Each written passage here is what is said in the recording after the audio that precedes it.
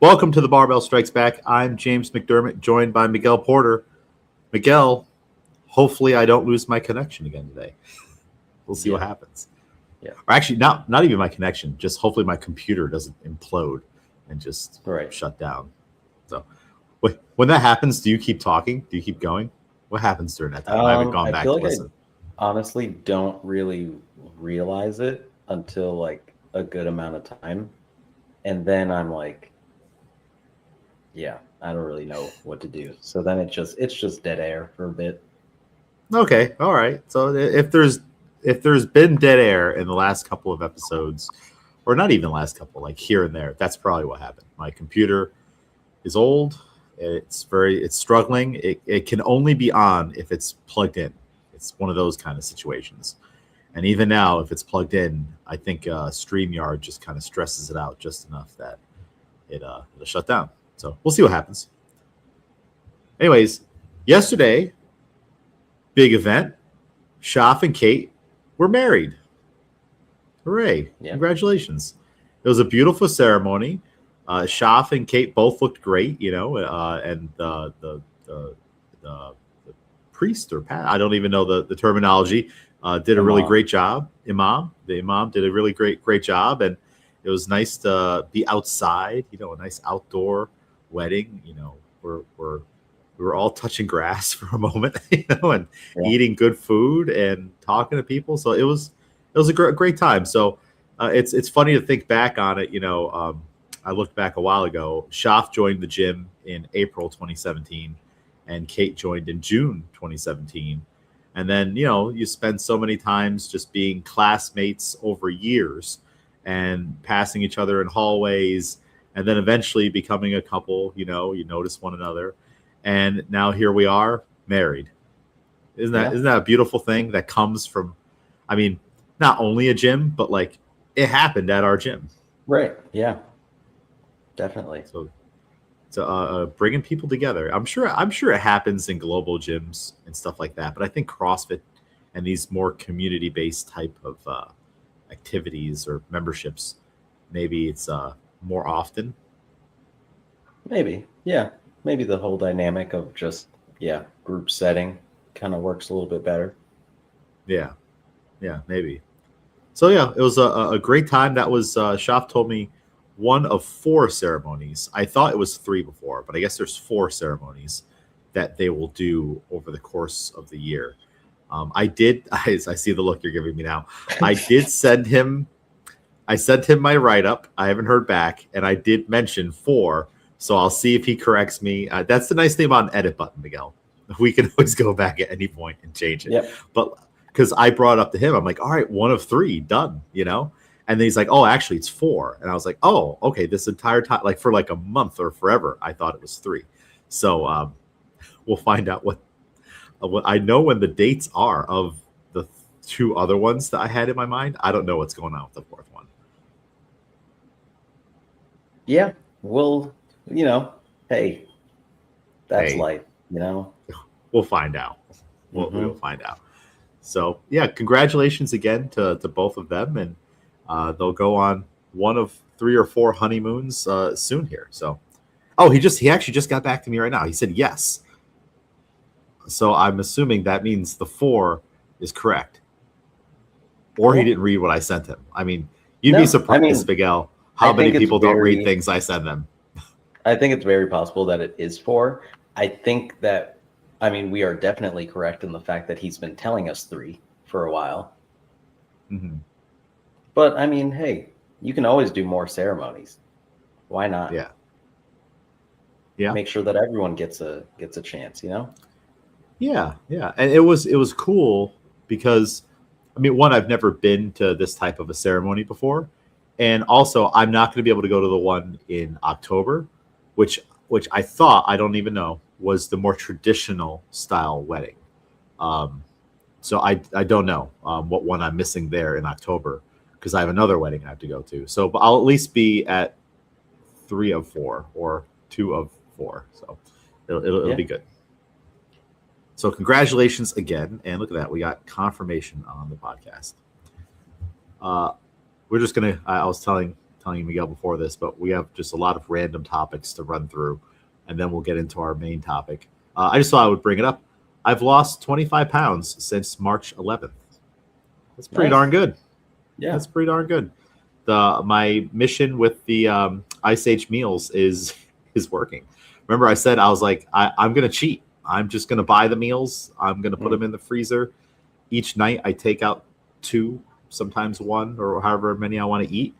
And when it is time to eat, I microwave it. It takes 4 minutes, and it's delicious. It keeps me coming back. At no point since March have I had like that. I went grocery shopping or cooked my own meal prep food, and now I want to order a pizza. Now I want to get fast food or go to a restaurant. At no point. I don't think that's ever happened to me before when I've done like purposeful eating and dieting. You know, I've done it so many times. You've probably done it. People listening have done it. You go, you get your groceries, and you get that McDonald's bag on the way too, because you're like, yeah, I just did all this work buying it. I'm not going to cook when I get home. That's tomorrow. So I haven't had any kind of weird cravings. I cut out my late night snacking for the most part. I kind of got into a little ice cream downward spiral there throughout the fall and winter. I'm like, all right, these are my pints for each night. And then you just kind of get in a groove of it. All right, I got my pint of ice cream. I'm watching my show or a movie, and that's every single night. Now I'll have a Lara bar, and I'll milk the Lara bar. Like I'll have like a bite of it, and I'll just like keep it in there for a while and like find individual pieces. Or I was doing a protein shake at night, a hot one, just for like a snack and sipping it. And then some days I don't have anything, and I don't feel any withdrawals. Any like I need this. I need to go get that. All right, tonight I'm going to do it. I just kind of decide now. You know, I would like some ice cream today. Let me go get some, and I'll get a pint. And then the next day, there's no psychological hold on me. So it's going really well. I think that's a testament to how good the meals taste. If I was struggling through broccoli and bland white rice and a piece of chicken, that's how long is that going to last? Yeah. So is that the like only big change that you've made since, or is it like continuing all the stuff that you've been doing and then adding in other things other than the Ice Age meals, or was that really like the main thing? That's like the main thing. I really did, and just cutting out a lot of stuff. I go to the grocery store few and far between now, maybe once or twice a month, which I was going in there all the time. Yeah. I was kind of playing that game that a lot of people play, and I had people tell me this at the gym. All right, time to go to Hannaford, find out what dinner is. I don't even know. And that really sucks to like get done with Barbell Club and be like, shoot, all right, I didn't think about this all day. Now I got to go over there, and I'm just walking around like I have no idea what I want. I don't even know what I want, you know. And I think maybe eating earlier too, and also eating more frequently, you know. I'll still do a day where I'll fast for the majority of the day and then have like a heavier meal. But now I purposely have lunch, which I wasn't doing before. I was just doing one meal a day, which means I could also easily undereat if I'm doing that. Yeah. Or overeat, because I would buy a steamable bag of rice and like, let me eat the whole thing, you know, tonight. You know? So I'll purposely have a lunch, and then in the evening I'll have dinner, but it's typically between 4 and 6 o'clock. Yeah. So if we have Barbell Club, I'll have it at like 4:15, an hour before I have to coach the 5 o'clock class. And then I walk over there right after I eat. So I'm still doing that habit of eating a meal and then walking and getting some kind of movement. And if it's the day that there is no Barbell Club, I'll typically eat around 6.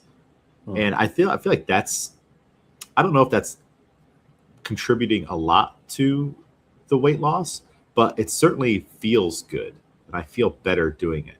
I really don't know how in the world anymore. Like, you ever get in a situation where you break a habit or you stop doing something and you're like, how did I do that? You know? Right. And I don't know how I would eat a meal at like 9 o'clock at night, 10 o'clock at night, a heavy meal, and then also snack on top of that and then go to bed and not have sleep issues, which I did have sleep issues. So sleeping better now. And yeah, it's going great. I don't know if I'm gonna stop this. It's just too easy at this point. It's Right.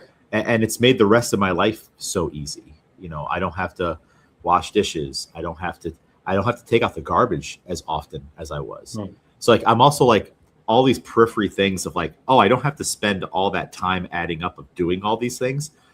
And also I'm saving money because now my garbage bags last like almost a month versus taking it Right. out like a couple times, like twice a week or once a week. Because when you start to buy food, all right, you got this package. Everything comes in its own packaging, and you got to Yeah. scraps, and you're just taking the garbage out all the time. So even a little thing like that doesn't sound like much, but when it adds together to everything else, it's just too easy. And also it's not cheap, but neither is going to the grocery store. Right. And also there's no disappointment now. I'm like, all right, I bought all these things and I didn't use them fast enough. Now I'm throwing food away, which would happen from time to time. So it's not cheap, but also if you were to ask me back in March 11th, hey, if you pay this much right now, whatever the sum total I paid over the course of these last couple months, to lose 25 pounds right now, snap of your fingers, would you do it? I think I would have. Like, whoa, all right, it's that easy. If I just pay you this money right now that I would pay in the long term, I just do this. I think I would.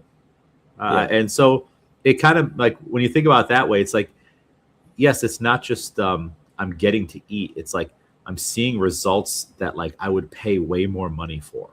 So it makes spending easier. And I know people have Right. hangups on buying food's expensive, eating healthy is expensive. And it feels that way in the beginning until you start to see the results. Yeah. That's awesome. Yeah. Cool. So, yeah, happy about that. And I don't think I don't think the weight loss is going to stop. I still have. I would like to get. Right now, I'm 74 kilos, and I would like to get into the 60s somewhere. But if I got down to around 68, 65, somewhere's in there, I think that'd be nice. I Yeah. would appreciate that. I haven't been below 70 kilos. I haven't been 70 or below 70 in a really long time, and I am starting to notice too the other benefits of like losing weight. It's like I can breathe better, I feel better, I Mhm. move better, my joints, are doing better. So all that stuff is it's invaluable. Can't really put a price on Yeah. it. So I would set that as a goal, and all I'm doing for my training is just my walking, 7K steps a day. Which lately it's been a lot more because I've been walking to the movies, then I'm walking to the gym, then I'm walking Yeah. here or walking, and I'm swimming still, and doing my core workout. I don't know whenabouts I'll add in like resistance training. I'm not too concerned with it at the moment, Yeah. but I would like to. It's just a one thing at a time type of deal. It's Right. like Yeah. I don't want to overload the schedule. And I was even thinking to myself, it would be nice to maybe schedule like going and doing like one of those things I did a while ago, like archery, like once a week. Since I have all these things now on my calendar, like, all right, Thursday's movie day, 10 a.m. Yeah. This Thursday, Miguel, I'm gonna go see Minions and Monsters because that's the only thing playing that early. So, but I'm committing to it. Like, no, Yeah. that's movie day. So, and it looks really good too. I bet it's gonna be funny. But so yeah, so I'm instead of like adding in like training or like, all right, doing this again, I might just add in something else that's like just more fun. All right, Tuesday Yeah. mornings I go and I do archery. That's what I do, and then other days I swim and stuff. So I know you have a lot of stuff like that on your calendar, right? Yeah. Yeah. And it helps to like, I'm almost similar with movies now, where it's like, not to say it's like a job, but it is like, hey, this is your time for this thing. You should go do the thing that you make time for at this time. So I'm like a Thursday nighter in the same way, where I mean, overall, it just helps. It even Friday work was like crazy. Hmm. and we're about to be down another teammate. So it's like we're busy and then like we're short people. Oh no. So it's been crazy. But like I was getting towards the end of the day and it was almost like, do I even go to the gym today? But especially when it's a part of your schedule already, you don't have anything else that you're like, oh, I would do this otherwise because everything has a set time in the schedule that I'm like, oh, I don't gain anything by not following my schedule. Like it's Yeah. not like I was gonna like nap or something on like a Friday late afternoon. Like that's not gonna happen. So yeah, it's good to just have the schedule of all right, this time is this, as long as you don't overbook yourself, like you're running back and forth and it's like overdoing it, then yeah, having the schedule definitely helps. Yeah. And it's funny because whenever my day to go swimming pops up or go to the movies now, I still have the doer's remorse or regret. I'm like, I the night before, I'm not going swimming tomorrow. Yeah. I'm saying it. I'm just saying it. I'm like, no, I'm not going. Then I wake up in the morning. I'm like, there's no way I'm going swimming. And then the next thing I know, I'm walking over there and I get in the pool and I'm like, I'm so glad I came swimming because I would Yeah. be one, I feel great now. And then afterwards, the feeling of accomplishment and everything, like, again, it's very valuable. I would be so furious at myself to get to the end of the day now and be like, well, now I got to wait another week to go do that. Or now other movies are coming out, or I don't feel as productive on the day. And it's just, even if you don't feel like doing it, go. When you do get there, you will feel differently about it. But every single time, it's a battle. Even even with me going swimming or me going to the movies, there are also like sneaky ways for me to double up on my other goals. I need steps. Like I'm Yeah. trying to step 7K steps a day. So walking to the movie is an easy 2,000 steps. Walking to the pool and back is 5,000 steps. So look at that. On a Tuesday, how valuable is that session at 10 a.m. or whenever I go? It's super valuable because I'm going to get a 30-minute walk, 15 minutes there, 15 minutes back. The steps will be 5K. And then I got 30 minutes of swimming. So that's an hour of cardio, low impact activity. Plus, it's checking off the numbers. When I go to walk to the gym and back, right there, 7K, let alone all the walking around I do at the gym. Yeah. It's so now it's like it's become so valuable that to skip it, now my day actually gets harder. Where am I going to do these extra steps around my living room? Should have just went to the pool. Yeah. So if people can figure out ways to double up like that, it's just kind of like my philosophy now. Oh, I left something in the car. Looks like I'm getting extra steps instead of like, I have to go down to my car now and expend this energy. If anything, now it's like, oh, that's 400 extra steps I get. That's a good thing. Mm-hmm.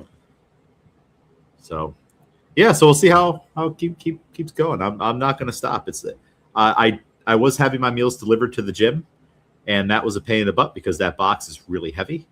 But I was afraid to have it delivered here, especially if I'm like, I don't want that box. If someone took that box, that would be, I would just rather you kick me between the legs, between the money and everything else that it's going to derail. Just, I can't, I have to be here. So I have it set up now.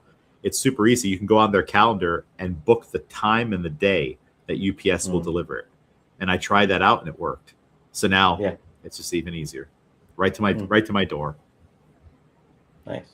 Do you think you'll ever do any of those meal type services? I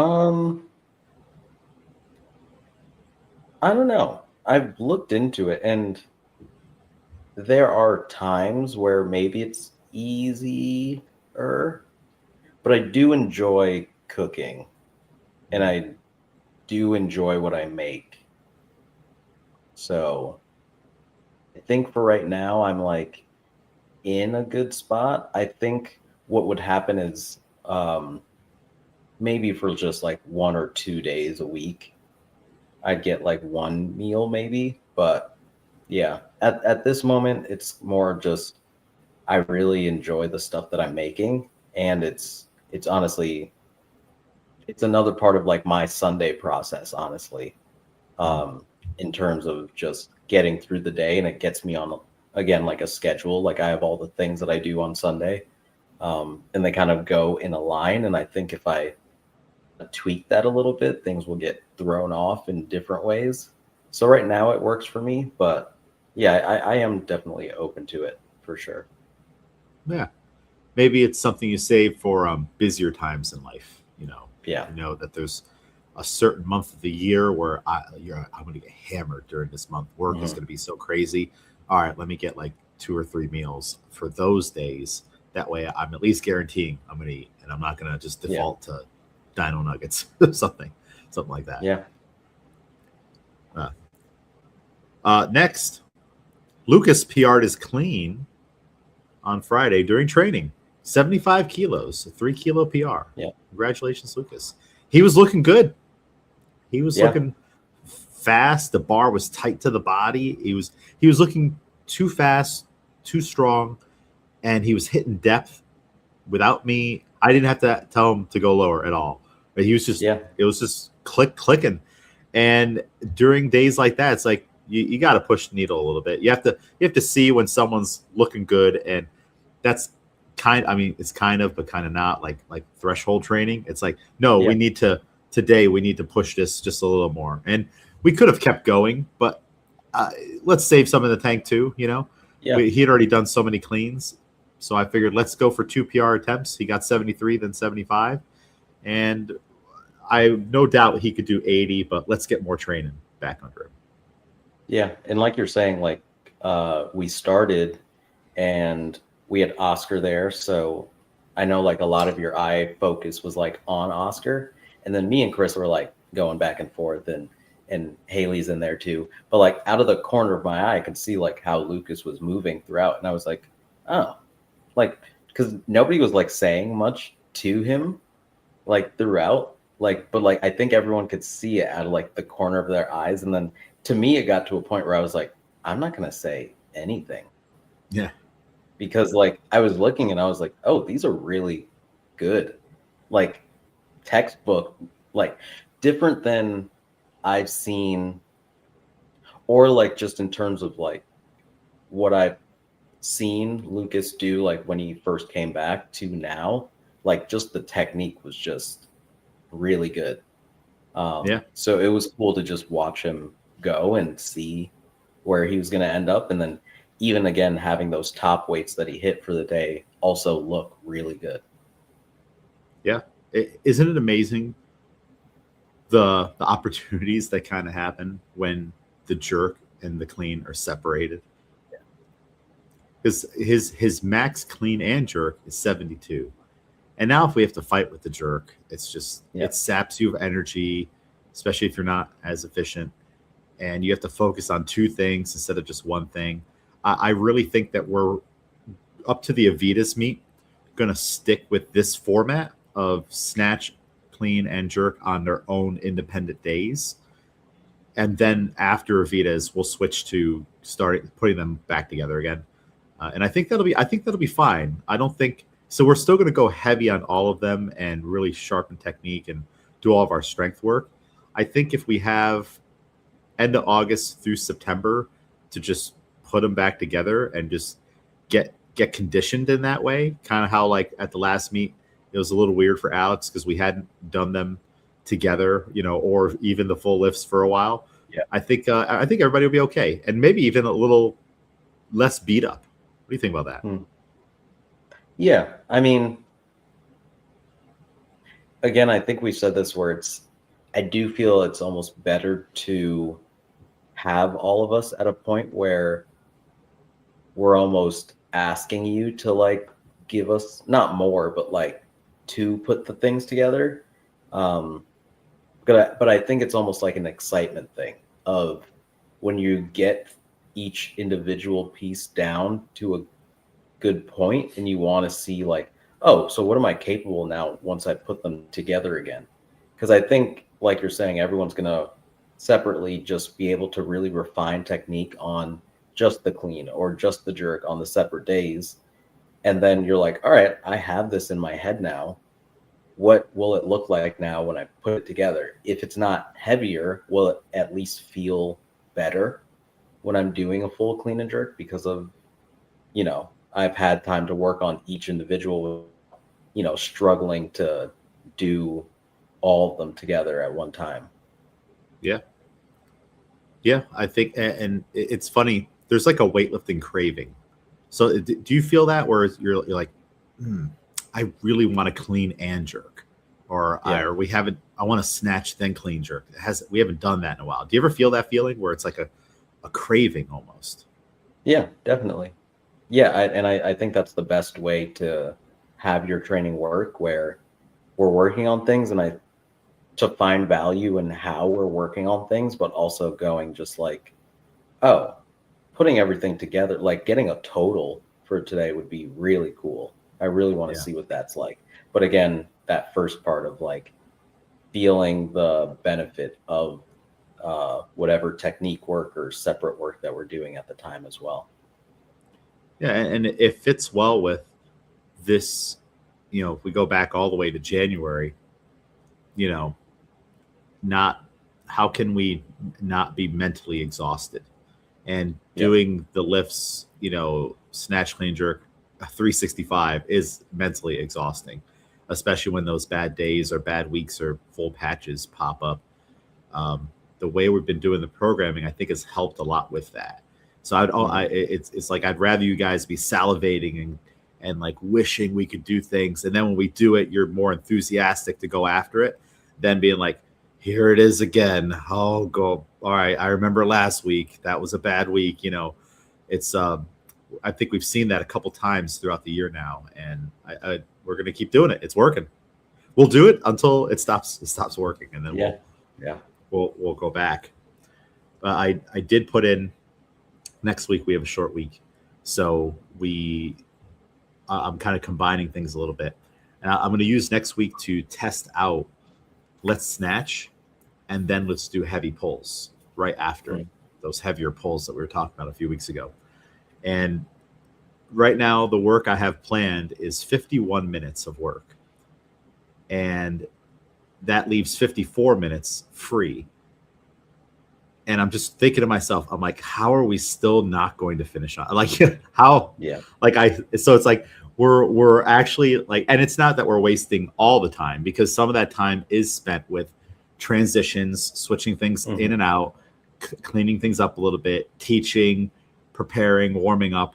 But it still seems like with all of that, we're still wasting a colossal amount of time, or potentially could. And the bigger the group is at any given day, the bigger risk that that's happening.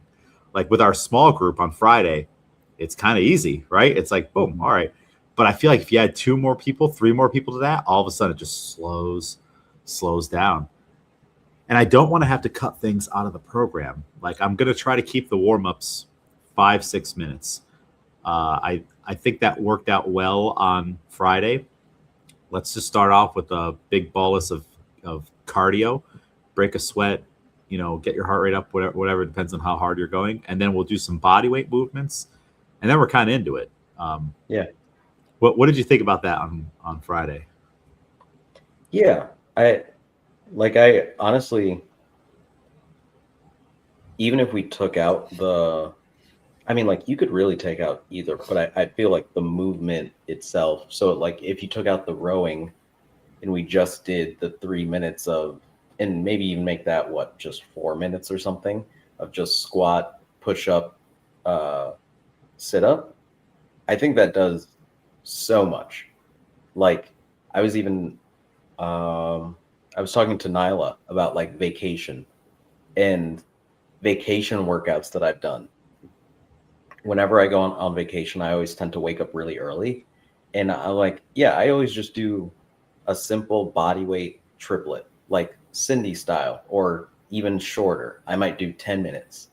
And the work that I get done in that time is more than enough for like, honestly, the day sometimes when you're on vacation. And if you're just trying to warm up, like that gets the body going. Because again, the movements that you're using are using the body parts that you're going to be using later. You're getting everything warm and moving in the correct pattern. So yeah, you don't need too much, and it's definitely effective.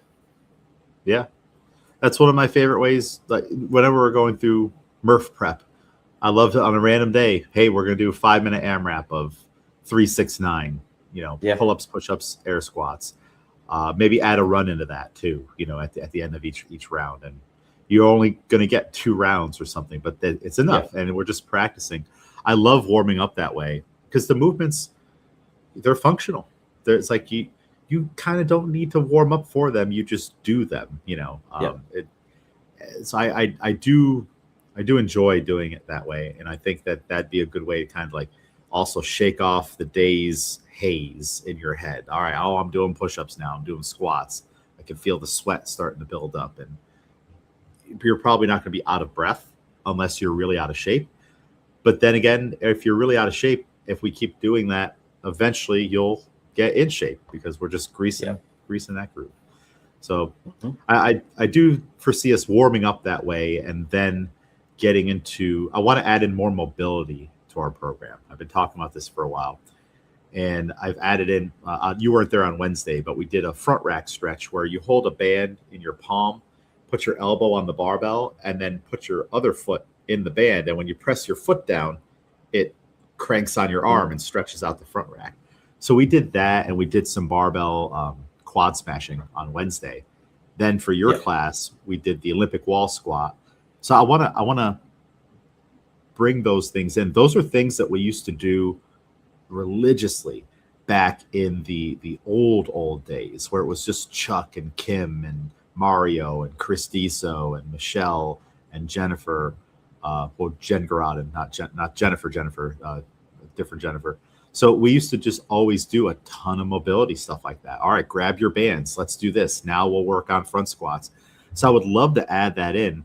I don't want to see it have to get nixed because we spent 8 minutes getting our shoes on and stuff like. So it's like this is again because that was also not a problem back then.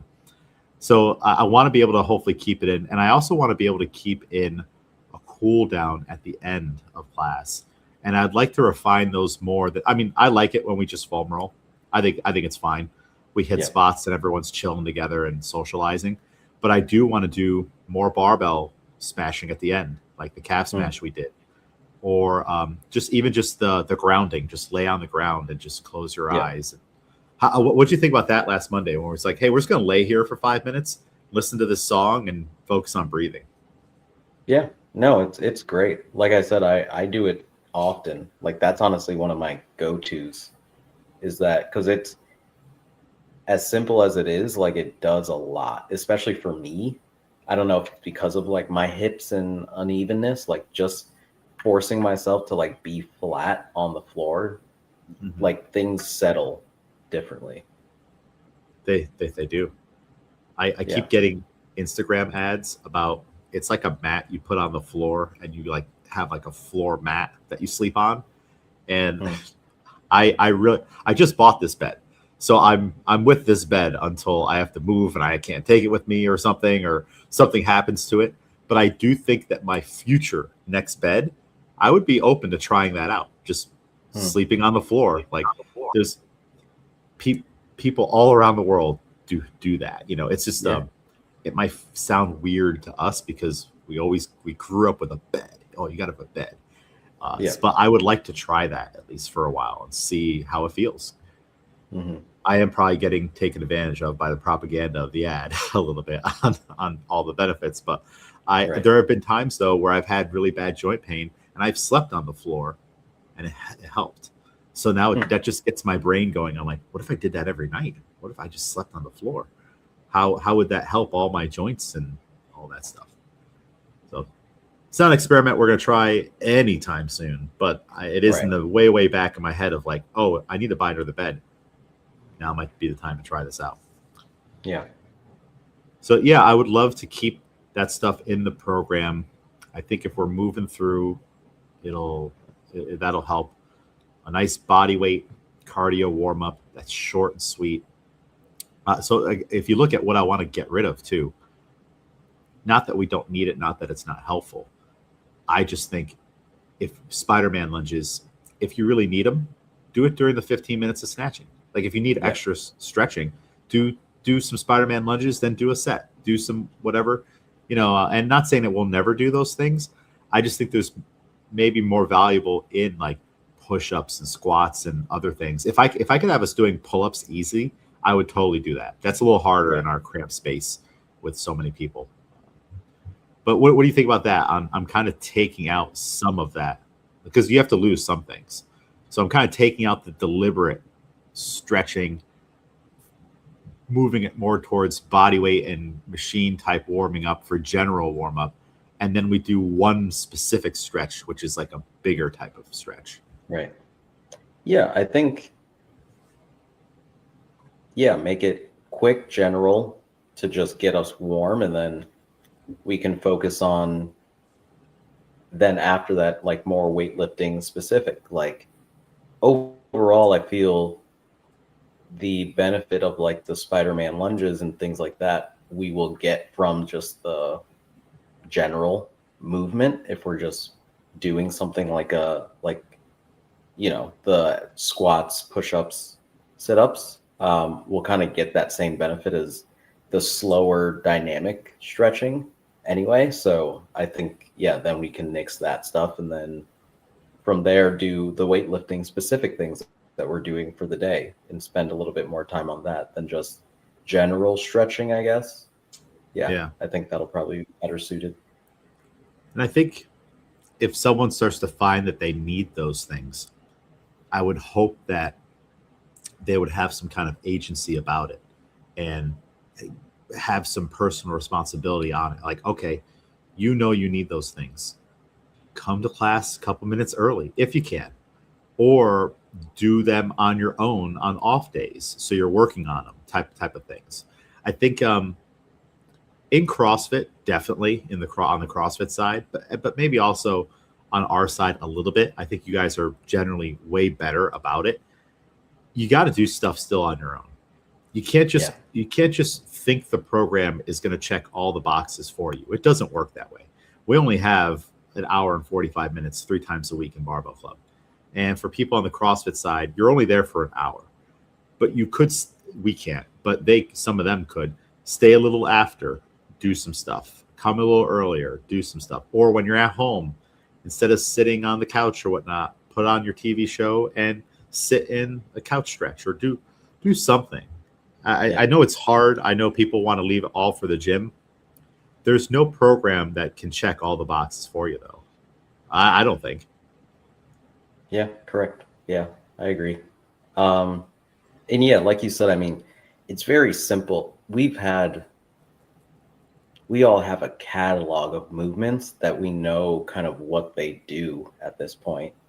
So if you're feeling like a weird thing, again, like in between sets, you're like, oh, let me take down that small wall ball and I'll just do I'll just squeeze it in between my thighs in between sets just to like wake this up a little bit more. I have this, ease this a little bit more. Or even like I was thinking about the, can't remember what they were called, but you had me, it was for my back unevenness where I would just hold up a kettlebell like in my hand and then like kind of shrug the shoulder.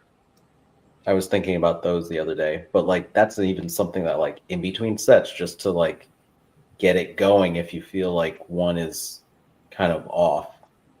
But yeah, we all have enough, I think, in our minds now that like, oh, this is feeling weird. I know exactly how to stretch to kind of quell that for the moment. Yeah. I've been having Oscar do that, our new athlete. I've been purposely prescribing him on his card mobility to do after each set. Yeah. Because I don't want him to just be standing there and just run through endless amounts of volume, and so in order for him to get some rest, because he totally could, but also he needs to like be exposed to a lot of those things that you guys have done, and very specific for him, like he's so tight in the shoulders and chest. So having him do a set of cleans and then do that PVC pipe front rack stretch up against the box, it's been helping. He's slowly getting there. It's going to take a little bit, but prescribing mobility, I I would do that for the rest of you, but I don't think it's necessarily necessary. I feel like you guys who have more experience would be more intuitive, kind of like what you're saying, to like, oh, let me go and do this or do that. Yeah. So he needs to learn that habit. And also for some of you guys, I do want you to spend more of that 15 minutes lifting, versus doing other things, unless you absolutely have to do something because something's really bothering you. So time and a place, person to person, but it's been working out well for him to control his pacing, and just for him he needs both. He needs to spend an appropriate amount of time with the barbell and get reps, because he's starting from zero versus like you or Shaf have who knows, 1 million reps under your belt. And he also needs the equal amount of time in those stretchy positions and telling his body what to do. So it's working out well for him, and it's working out. I think it's going to work out good for the rest of the group too, because I'm going to not change, but I want to use new barbell progressions too to keep things fresher and to focus more on isolating things. We did those rack deliveries on Friday. Slide the bar down to your chest, pop it right back up into the front rack. And that worked out pretty well. I imagine that helped Lucas out a little bit on keeping things tighter and pulling things through.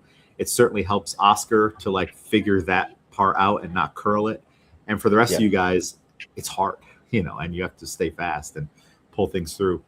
Well, what did you think about that exercise, the rack recovery or delivery? Yeah, I think it's helpful for that finishing part. I think we do a lot of the muscle cleans. And I think that's valuable, but I think doing those first and then going into the muscle cleans, it almost gives you another cue going into the muscle cleans of oh yeah, this is how I finish it.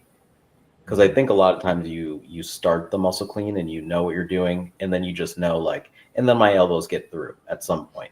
But if you're already doing something before where you're and I'm keeping it close all the way from my chest up to that front rack, where you would maybe miss the mark a little bit after that initial shrug and pull through, where it might loop or something, you kind of have that other cue of keeping it tight all the way up to a certain point. So yeah, definitely found it helpful. Yeah. And beefing up the volume for the barbell squats, let's do 10 front squats. Let's really get the hips and legs going. The reason we're doing these little exercises, and I have new ones for the jerk too, I've been thinking about the barbell, or I'm trying to think about the barbell the same way I think about gymnastics, which sometimes there's a big separation. In gymnastics, there are just millions upon millions of drills and exercises. It's mind-boggling. They have they break the movements up into the most micro of pieces. And we were talking about this on Friday, how you had seen a muscle-up drill where you drop down and you essentially do the rack delivery, but on the pull-up bar. And we can do supports. We can do this hold. We can do that hold. And I'm I would like to do that with just the barbell, where we're really just spending time on these micro pieces of the pulls or of the receiving positions. Then we put them all together. So that's part of why I want to do that. One that we're going to see on Wednesdays is, remember that exercise where you start to do a strict press, and then when the bar gets to about your eyes or forehead, you just drop into the split. So you're just feeling out the motion of the pressing, and even though you're pressing up in the jerk, you'll be pressing down. It's still kind of working that path, and that would go before we did a tall clean. So then the next phase with that would be to go up onto the toes, press the bar up, and then drop. So now we're slowly and then we can add a dip into the tall clean so it all kind of builds up.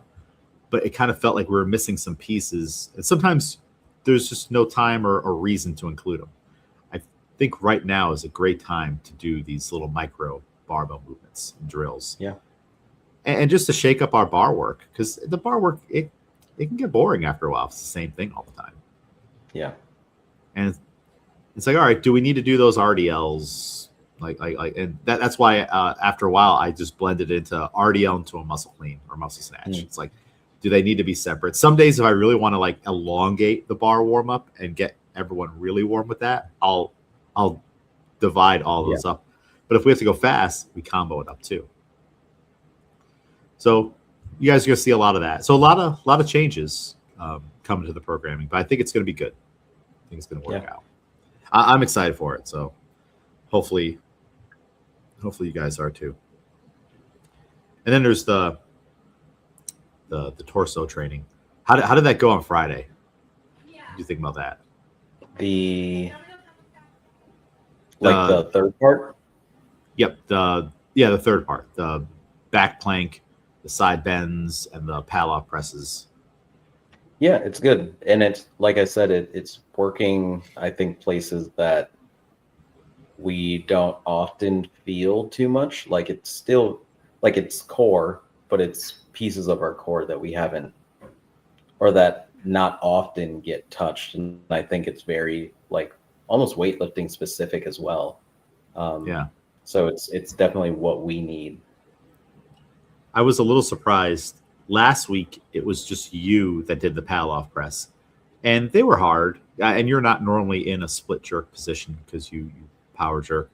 But I was surprised at how that was like destroying everybody else on Friday. Lucas, Oscar, and Chris, to some extent, were really struggling with it. And I mean, I guess it's like spending time in the split is hard for the legs, but they both need that. Like you need that muscle memory. You need to be in the split. And then the core work that comes with it. I don't know. What would I think the blue band is enough. I wouldn't go any heavier than that right now. But I was just surprised at how difficult it was for the rest of the team. Yeah. I mean, even as someone who doesn't split jerk currently, like you said, I think I've had enough like time and reps in like, oh, we're doing jerks and we're pausing in the receiving, or, you know, different drills from my jerk stance. So I think that's a little bit more comfortable. I mean, there are even things with it where I'm like, oh yeah, my back heel could be out more, my front foot could be. So like there are little things to tweak, but I think I have a little bit more time in the split than Lucas or Oscar. But I would even say Chris was talking about he was feeling it in his legs. And though I kind of was, I think I'm feeling it more in the core because I think I have more time in the split overall than the rest of them do. But yeah, you definitely still feel it in the positioning, like from your hips to your legs to it's like your calves and quads and everything too. But then you're also getting that core work. So yeah. Did you feel when you're in the split that as you do the Palloff press, and for anyone listening, you don't know what a Palloff press is, you attach a band to a stable surface or a stable object like a rig, so it's not going to tilt over or pull over. You take a few steps to the left or right, depending on the direction you're facing, and then you can just stand there tall and press the band out in front of you like you're doing a chest press with both hands clasped together and then pull it back in. Or you could go into a deep squat, or you could go in a split position like you could for the jerk, or a lunge position. And that last one will challenge your balance. So where was I going with this before I started describing what the Palloff press was? I guess we're talking about how it feels on your legs. Oh, yeah. So so he felt it in the legs. You felt it in the core. That makes sense because I think while Chris has strong legs for some things, a split position is not one of them. Or actually, that's what I wanted to ask you. When you feel the tension on the band pulling you, does it prompt you to engage your legs more, to actually squeeze your quads, to squeeze your hips, and then squeeze your calves and keep your legs tight in the split position? Do you feel like that's what the band was prompting a little bit? Yeah, I think, again, like I know where it should go. So I know, like, I was even telling Chris as he was doing his, because when we started, he was in front of me, that I knew what was, and I did it the week before. So I kind of knew what was going to happen.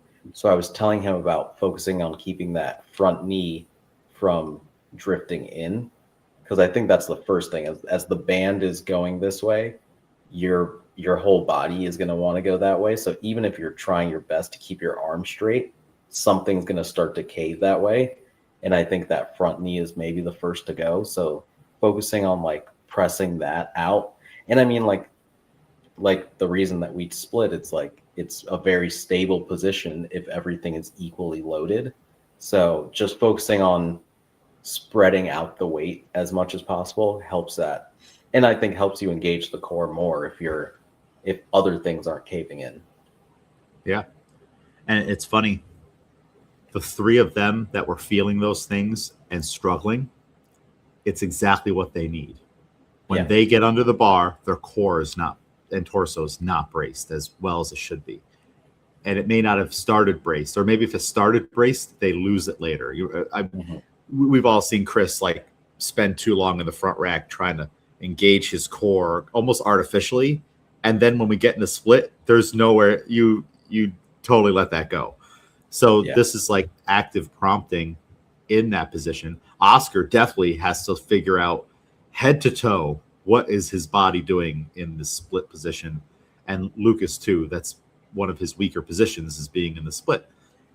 So it's the exercise alone is going to like force them to figure it out unless they want to spend close to 6 minutes in that, just in misery.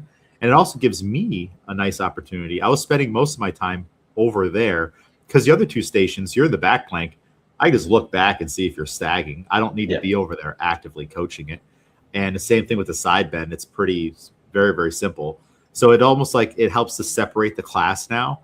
You guys go do that stuff, and I'll be over here fixing back knees, back foots, front shins that aren't perpendicular enough, torsos. Both Oscar and Lucas wanted to hinge forward so bad. So they're pushing the band forward. So and they're like, I didn't even know I was there. And so I'm just like molding them back. And it got better towards the end of the workout. But I think it'll be good for the jerk is definitely, it'll probably forever be the one position we don't spend as much or enough time in. There's just, we could do pauses till the cows come home. It's still probably not going to be enough. But at least this will help us just be in that static position in a way that's going to challenge them. The same way that if they got under the bar when it had weight on, it's going to want to pull you to the left or right because you weren't tight or your balance was off. So this is just constant, like stay square, stay braced, hold your position. And I think we'll see some really good results out of it. Yeah. And only time will tell. But I'm excited for that one to go through too. I do think the time spent on these exercises, especially once we add in the pulls, is going to have to go down. Right now, if we do 15 minutes of snatching and then every 3 minutes for 5 sets of 5 pulls or something, that's 30 minutes. That might be too much. I might have to cut down the heavy pulls at the end to 3 sets of that. So it's about 10 minutes. And then I might need to cut down the accessory to 3 rounds where instead of going for 45 seconds, you go for a full minute. And so that means you're going to do 3 minutes of jackknives, 3 minutes of GHDs, stuff like that. Because it is still, at the end of the day, accessory. It's meant to complement. So I just need to I think bring it up to 5 rounds is when we're not doing other things. And it's going to have a more prominent role than just being accessory. So again, the timing all needs to be figured out. Well, next, are any other thoughts that you had on the programming or barbell club training? Nope. I got a quote for you, a Schenkel quote, and then I'm gonna post the video in our barbell club Instagram group chat tomorrow for some Monday motivation. But Donnie lays it out really, really well in this video. And at the end of the video, he says this quote, and there's expletive in here, I will say. He says, "I feel no pain. I'm afraid of no maximum. I will train longer than any of my teammates. I will be there I will be a force to be reckoned with in this fucking gym, and you will know who I am. And that comes at the end of him explaining about how to be a champion, you need to have a single mindset and a single focus. He says, I'm afraid of no weight. I don't notice anyone else in the gym. I'm totally focused on my sole mission of lifting that bar that's in front of me and doing it as well as possible and getting your mindset ahead of everybody else. Like, it's not just his competitors, it's his teammates. He's like, no, I'm more locked in than they are. And like everybody, I might not even know their name on my team, but they know who I am, you know? And this quote came up because I was looking for something else, but then it made me remember how sometimes people in training are like distracted by the music, or I can't remember what it was, but Chris was doing a lift on Friday, but as he was doing the lift, he messed something up. He's like, I was still thinking about something that just happened with the plates or something like that. Yeah. You and him had a thing with the plates, and and we all got on him, and like, you got to like tune that out. You got to so he needs to hear this and see this. Like, I'll like if I could send him to a week to be in front of Donnie Shanko and like just set him straight, I don't know if he'd survive the week. Like, that'd be really hard. I think he would find a new level of tough love and whatnot, because Donnie is very intense. There would be I don't even know what Donnie would do if Chris was giggling in the middle of a lift. If I was there too, I'd have to leave the room. I'd be terrified. I'd be like, I have to get out of here. And then I'd be like, Donnie, I don't know who that is. I don't know who this guy is. He just came in to lift with us today. But imagine that. Like, that's something that we're like on him all about. Some people will not understand that to the point of like, what are you doing? Why are you wasting time? Why aren't you taking serious? Like, the level of not understanding would be astonishing to him. And it'd be just crazy. So what do you think about this quote and this mindset? Yeah, I think overall it's that thing of different things motivate different people. And of course at the level that they were at the time, and I think just the culture of that gym, I think it's a little bit easier to get to that point where he, like, a part of the quote is like, I don't care what anybody else is doing, but it's so much easier to get to the point of having to like put blinders on because you know everyone else is working super hard. Like, I mean, he would like, it's kind of like he kind of like sounds like the fun insane, where you're like, yeah, those guys are hardcore, like they're really going at it. But like, if he was in a gym where everyone else was like joking around and like it was very casual, like he would sound insane. So I think it's like, it's also the environment that you're in. And I think it is nice, like, especially if your goal is to be like a high level competitor, to be around that. And also you can only like, I feel like you can only level up in certain ways based on the environment that you're in. So again, like that competitor's mindset of like what they were all doing, and then like trying to push the limits there and try to be the best within that. But yeah, I mean, there's definitely times where that has to be your mindset. Like if you genuinely want to go into even just a training cycle and you're like, my goal is to be better than everyone else in this gym, at least for until this next meet, or like at this next meet, I'm going to show it. Like that kind of has to be your mindset. And I think different people in the gym have gone through waves of that as well. But yeah, it definitely helps to like, you have to say ridiculous things in your head to even come close. Cause you're never gonna, it's kind of like what we say with like cueing, where we're like, if we're telling someone to like, oh, when you're doing this weight, I want you to jump like you're going to do a backflip with it. And you're like, they won't be able to do that. but because they're thinking in their head this, they're going to get to something that I want to see. Or like, it's the same thing where you're like, I'm going to put literally anything on the bar. That mindset, you just saying that, does something to your brain that like helps you along the way, where you're like, no, there's no reason. I'm not going to feel any hesitation when I get to the real weights that I'm going to put on that are going to be heavy, because I already told myself that I'm going to put anything on. So it's going to be completely fine. Yeah. You have to have singular mindset.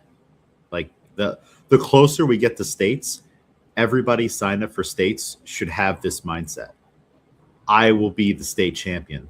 My everything is focused on that. I'm the champion of champions. I'm coming into this meet seriously. You know, when I'm in the warm-up room, I'm not talking to anybody. I got my headphones on. I'm here to be the state champion. This, like, Donnie's singular focus in life for this whole period was to go to the Olympics and be an Olympian, and everything he did, training multiple times a day, eating steaks, recovery, all that stuff, the intensity in the gym. Glenn Penley interviewing girlfriends on like, hey, do you realize that like that's life, and like you better not interfere with it, otherwise you'll be gone. We'll find another girlfriend. Like that's just how it was.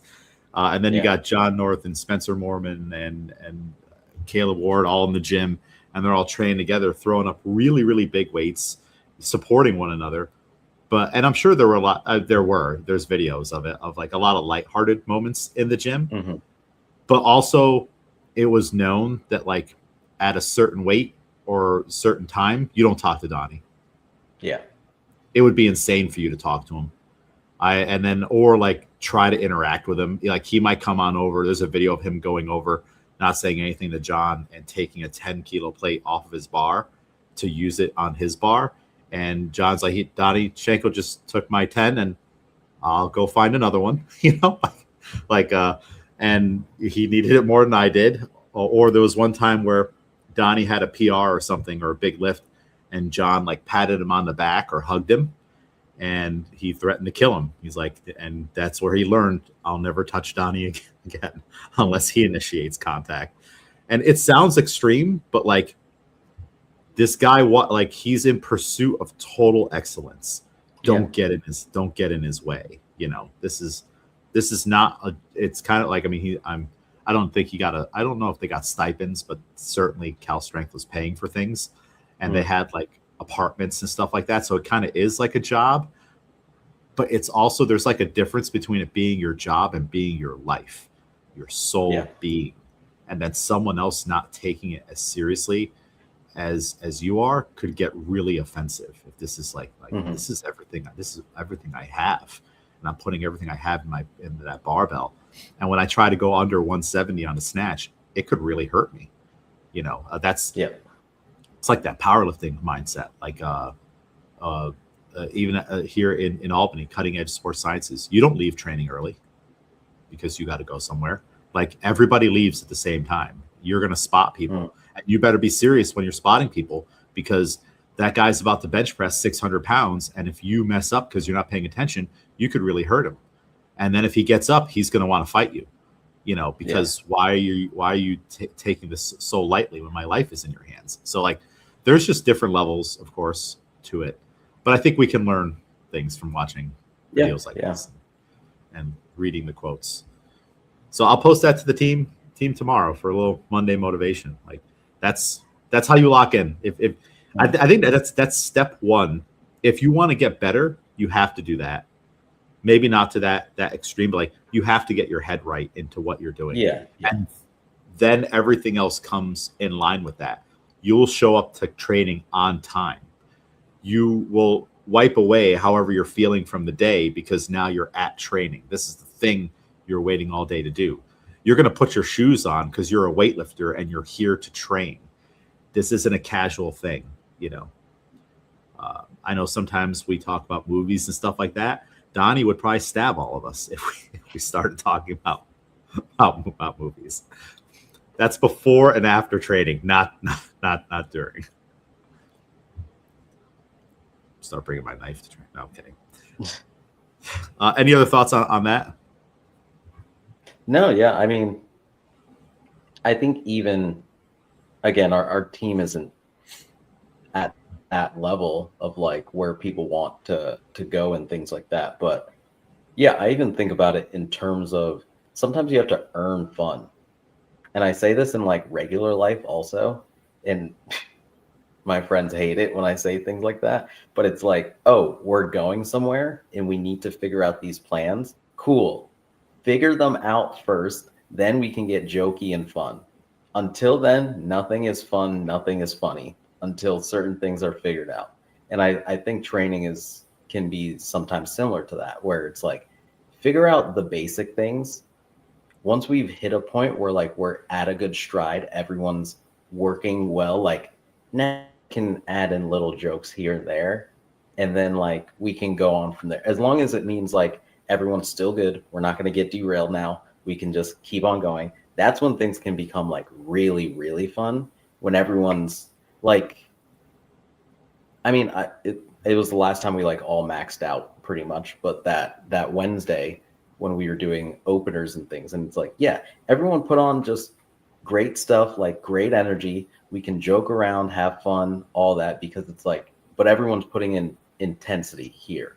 So it's like do work and then fun is also a part of that. Like a lot of times like you can have fun at a weightlifting meet and not do well, but it's like when you really have the most fun is like, wow, as a team we all really crushed it and we got to joke around. We joked around before you hit your PR because everyone was just so much in a groove that like you can then move on and do that. But yeah, sometimes you need a base level or a foundation of like hard work before you can kind of get into the fun of things, I guess. Murph and I have this conversation every now and then because we'll be on the phone, we'll be working on something, and then are you like the why are we working or are we just joking or goofing off? You Right. know, like I'll be trying to get something done, and maybe we're talking about the programming or something, and he'll say something that's not serious. It's a joke, but I have to be like, "Are you serious? Like, is that what you want to do? Then why can't we get through this without the side things? Like, let's just get this done, and then we can joke about things. Like, Yeah. so it happens all the time. But back to what you said about no one's at that level. We kind of are though. Like, all right, we're not going to the Olympics, but everyone's upper goals is like their own personal Olympics. And you definitely got to dial it in to a point. Like Alex has wanted to clean 150 for a while. He's got to dial it in to clean 150. And he's Right. totally strong enough and capable. It's just as he starts to go up to those bigger weights, the mental chasm between them to match with the physical is vast. So he does need to be like locked in and like that serious to get it, especially since his size and mobility and athleticism and stuff like that, and also his body strength, he should be clean and jerking 170 plus by now. So it's like, but we're kind of stuck on the like in the 140, low 140s. So to get to that next level, one, he needs the team around him to push him, but he needs to like, Frank and I were talking about this before. He needs to act his size. He needs to throw his weight around. Like he needs to come in and be like the big dog in the room. He needs to go and take that plate from someone else's bar, put it on, and then rip it up off the floor. And like, yeah, he's strong. He gets that plate. Yeah. He needs to kind of do that stuff. He needs to be big. He needs to be, get some swagger to him. He is a gentle giant, but like we need to find like even the gentle giants in the movies. When at the end of the movie when they got to turn it up, they come to the rescue, But he needs to kind of do that kind of stuff. It's hard. It's going to be hard for him to do that if someone's having a side conversation in training. Like he needs to tune that out.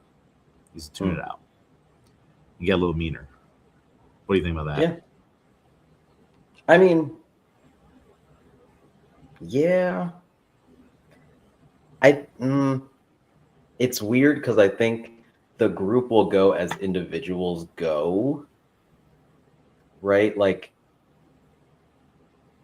I don't know. Like I said, I feel like everyone has had their like seasons of this where everyone's just, some people more than others where they're like, I'm focused today, please don't talk to me. But yeah, I don't know. I think it's that thing. This is a deeper philosophical like question though of like, yeah, but do they really want this thing?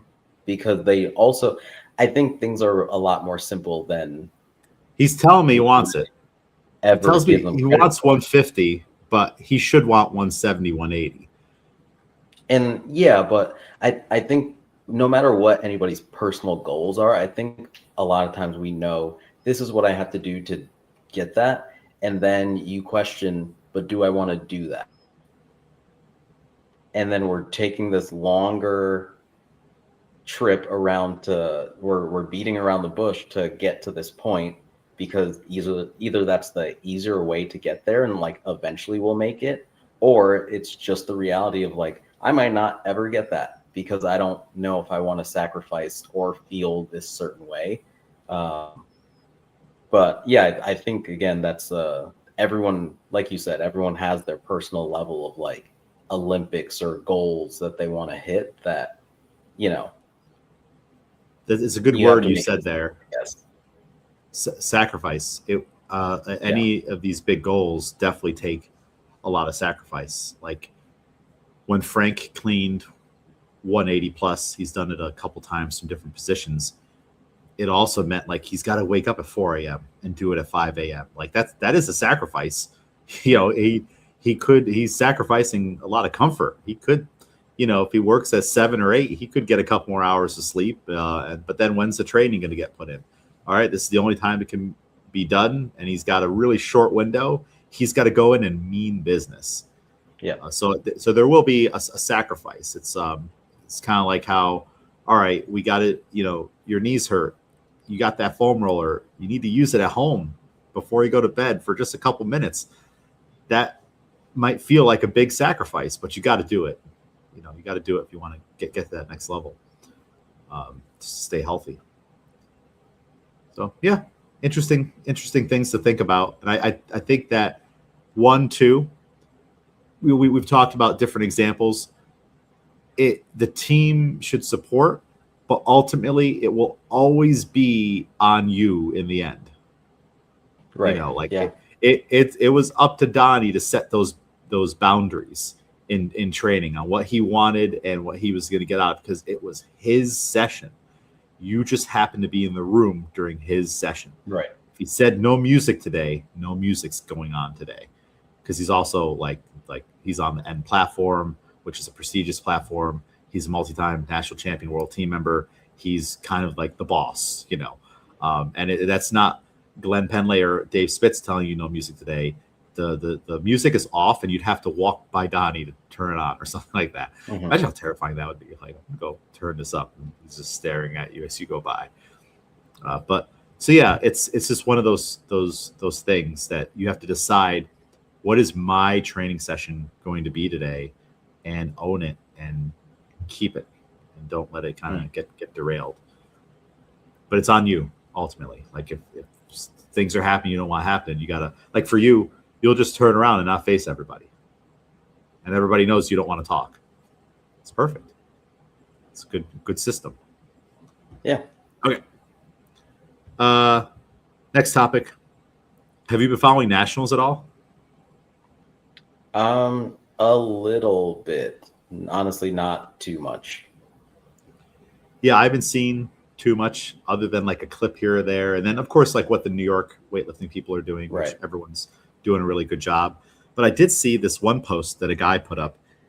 And this is just, it's a lesson to learn. So I figured we would talk about it. I don't know if you've heard this, but this one kid or one guy, he was in the B session, but he thought he was going to be in the A session. So he didn't show up to the B session warm-up. He showed up to the A session warm-up because when he looked at the schedule a long time ago, he had the same entry total as all the other guys in his category, the upper limit guys. And the A session wasn't that filled. It was a small A session. So he assumed he would be with them. He was the only one out of X amount of them that was put in the B session for some reason. Now, that could have been a typo or a mistake on USAW's part. But this is why you've got to read the emails and look at the documents and see where you're at, and don't assume. Because he could have seen it ahead of time and emailed them, hey, everybody's got a 250 entry total. I'm in B session. They're in the A session. There's only 7 of them. Why aren't I lifting with them? And he went to a local gym and did his planned lifts and everything. And the total and his lifting would have won him nationals. So, and of course, different environment and everything, but still, like, that sucks. And he admits in his posts, okay, it's on me. I don't know why USAW did that. I'm assuming that was an error on their point. I don't know why you would have a smaller A session and not put one of the guys who's with, if they all have the same entry total.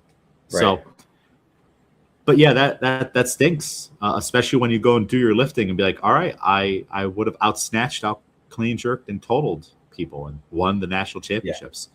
Yeah. That's a heartbreaker for just not reading the paperwork. And they didn't allow him to. He went to the A session weigh-in, and that's when the officials and him discovered what had happened. And then ultimately USAW decided that he wouldn't be allowed to lift, not even as an extra, which that sucks too. Because he said in his post he had trained for a year for this meet, and his whole year of planning and meet and everything got derailed by not reading the emails or the paperwork. And I'm not just saying this as propaganda of someone that sends emails and paperwork that regularly don't get read, and I'm trying to scare people to do it. I'm just showing you why it's so important. This stuff does happen, and man, does it suck. You spend a year training, you're a contender to win. You pay for hotel and flight and the ticket to go out there. You get there, and they tell you missed your weigh-in. You're not even in the session because you didn't read the document. Boy, does that suck. Yeah. Sucks for the coach too. Like, imagine if that was your only athlete. And also, I don't know if there is a coach. If there is a coach, there's another person that missed it. You know. Yeah. So yeah, what are your? Which to point this out, coaches don't get the paperwork. It goes to the athletes, and then the default should be when you get that email, forward it off to your coach. You read this.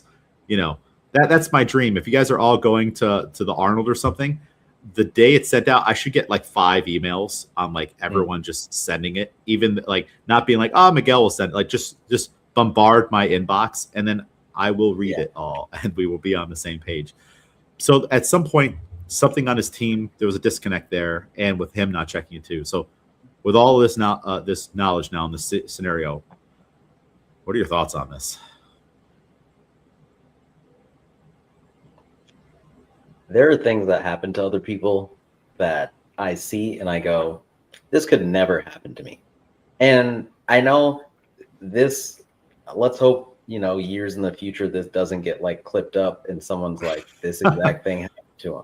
But like, once you're like like you said, like once you said flights and hotels and everything, and if you're that, I think if you're at that level of contention for winning, you got to be way more on top of that. Even if it's like, okay, I see that I'm in the B session, let me email now and ask why. Or it should be like, all right, then I'm just going to win it from the B session, and make a strategy off of that. I feel like, especially at that high of a level, you got to be like paranoid even.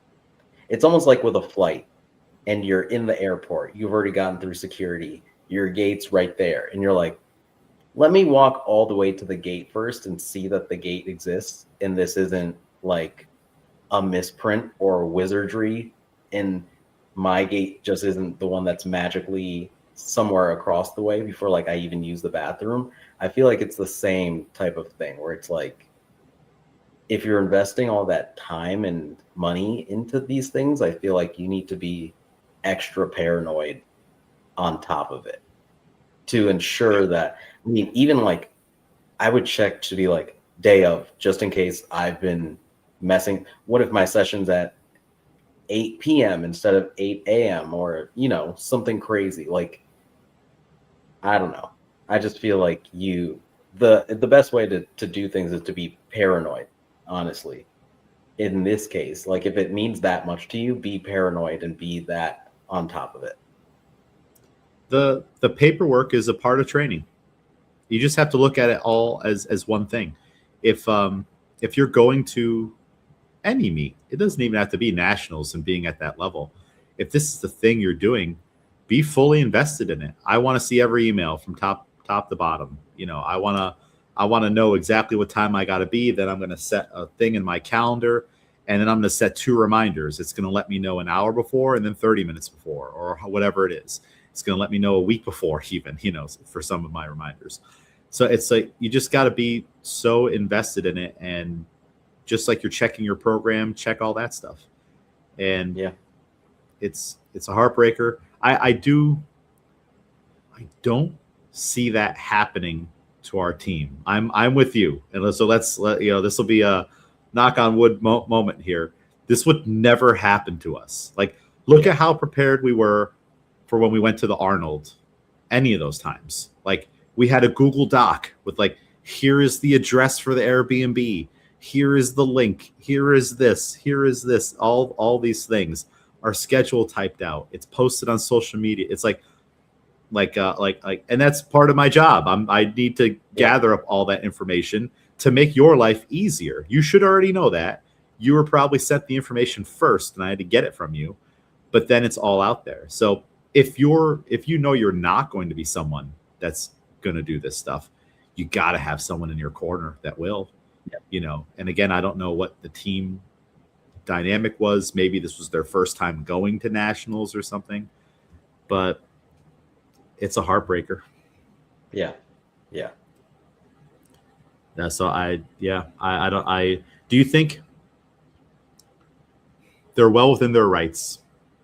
And of course, there's the timing of the meet, but the session wasn't full or anything like that.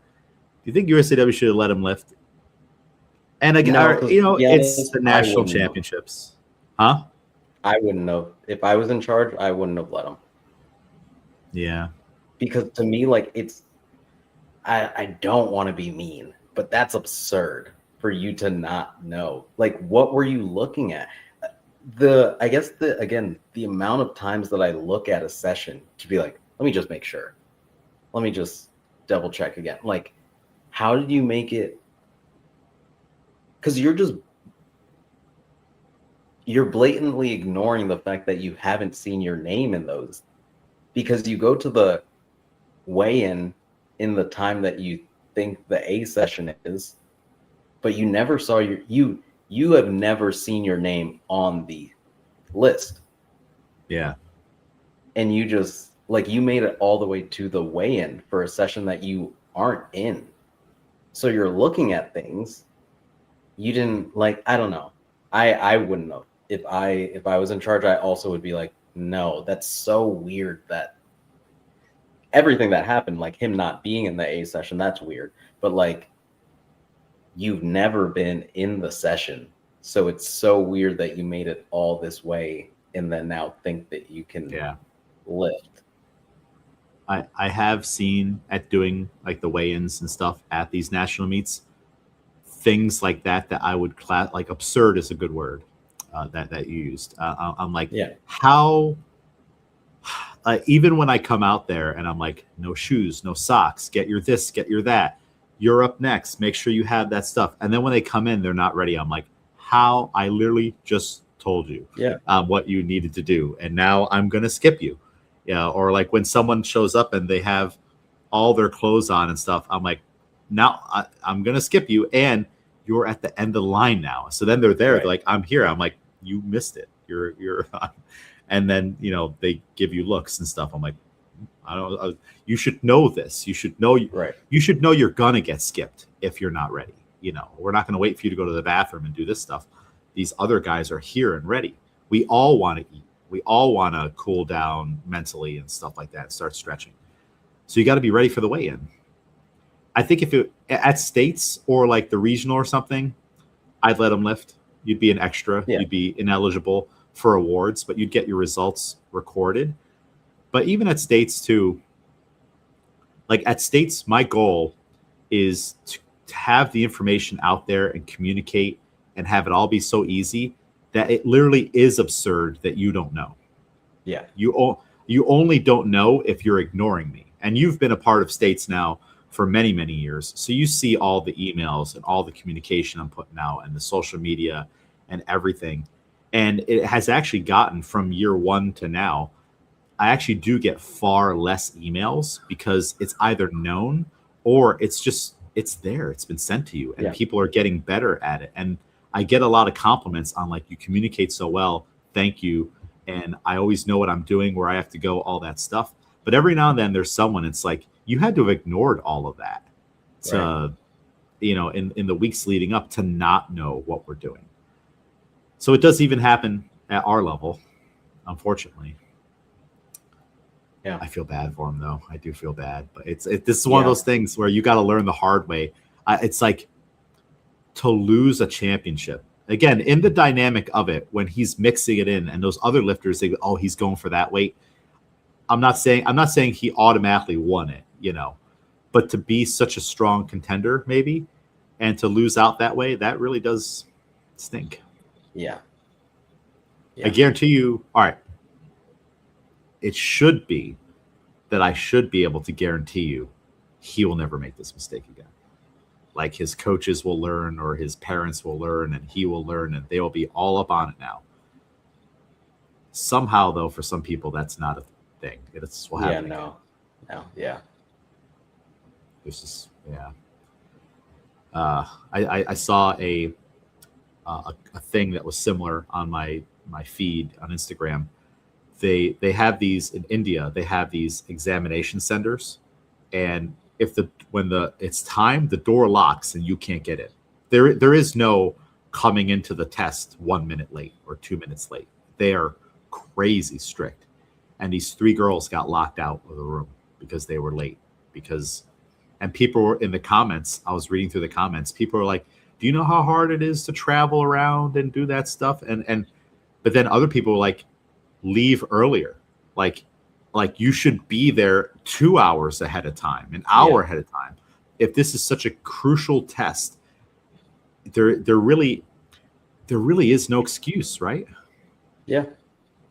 There's constantly stuff like that on the internet, like hairdresser things. I saw a girl was 16 minutes late and the salon has a 15-minute grace period.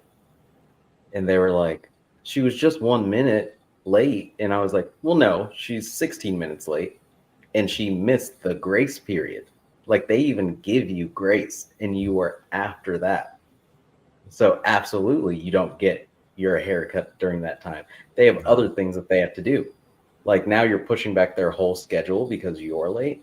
It's there's stuff like that going on all the time.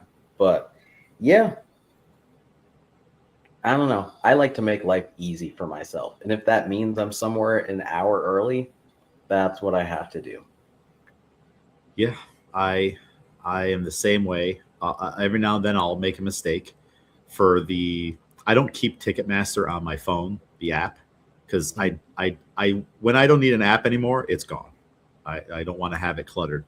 So the last concert I went to, I had forgotten I deleted it, and normally I save the tickets to my wallet as well, and I had forgotten to do that too. So I parked, and I'm like, oh crap, I gotta get my ticket, and I don't have Wi-Fi, so I can't download the app. So I had to go through the email thing, and then I couldn't remember my password. And it was all super simple. I'm like, let me do the password reset. There's my ticket. I got in, no problem. But in that moment, I was like, I messed this up.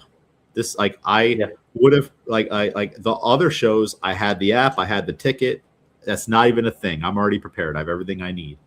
And I hate that feeling of, because there is a feeling. It's like hits you in the stomach. I'm like, oh no. What am I going to do now? And I have had instances where I was late to a test or couldn't find the testing center because I didn't do the work I need to do ahead of time to make sure I knew where it was. And it sucks. It really does. But you have to learn from it and then be like, no, it goes in the calendar, this and that. And you have to trick yourself too. Like with that grace period, that person was thinking, oh, I have my allotted time plus 15 minutes. So really, if my appointment's at 1, I can show up at 1:10. Well, that's not how it works. So to think you were 1 minute late, no, you were 16 minutes late. Yeah. Yeah. And if you're going to the testing center in India, this is like for job placement and stuff like that. It's like you already, like, all those employers that could possibly read your thing. It's like, well, you didn't show up to the test to do the thing. What do you want us to hire you? How about the guy that was here 3 hours ahead of time? He packed his lunch and he was doing extra studying, and then he was right outside the door 15 minutes before they're going to open, and they're like, oh, right this way, sir. And he's in. The stress of always being late or not knowing your info like that, it's not worth it. It really sucks. So I imagine this person will learn from that. And that's where hopefully everyone learns from that. Whoever reads his post or hears this is like, read all those emails that come in, read them, send them to your coach. So there's 2 people reading them. Make sure you know. And then right away, you got to put it in your calendar right away. You don't have a calendar, you should get a calendar. How many? You got TikTok on your phone? You got all these other BS apps? Download some kind of calendar or scheduling app, and then just put that stuff in there and have all the alarms you need. Have it ring, email you, text you, all the things. If you know you're a forgetful person. Oh boy. I don't know this person's situation, but now imagine that too. And this is, if there was a coach involved. All right, if there was a coach involved, this is also coaching error, I feel. What do you think? Oh, yeah. So it's because, both again, like, you had to check in to get, like, credentials, I assume, to get in the building. Yeah. There are things probably posted. Like, even if you think, like, weigh-ins, our names are typically on a sheet too, right? Yeah. Outside the door. Like, I feel like there are so many things that you got to somebody has to figure out beforehand. Even if it's like, oh, I just realized you have 30 minutes to make your weigh in because for some reason we're in this other session. If you get here and you weigh in, maybe they can move us, whatever, but get here. Something like that is like more reasonable, but yeah. Yeah. Imagine if they caught it ahead of time, they got there, they just find out when they get, into Colorado, and then they show up to the B session weigh-in and they're like, hey, can we talk to someone about being moved? Like, it kind of seems like I'm on that level and I'm going to have a disadvantage if I lift in this session. And maybe USAW is like, all right, we got 7 guys there. We got 12 guys in the B session. We'll even it out a little bit. That's not going to do too much, Yeah. I would like to think that USAW would allow that. I feel like if I was the meet director, I think I would allow it. Would you still not allow that?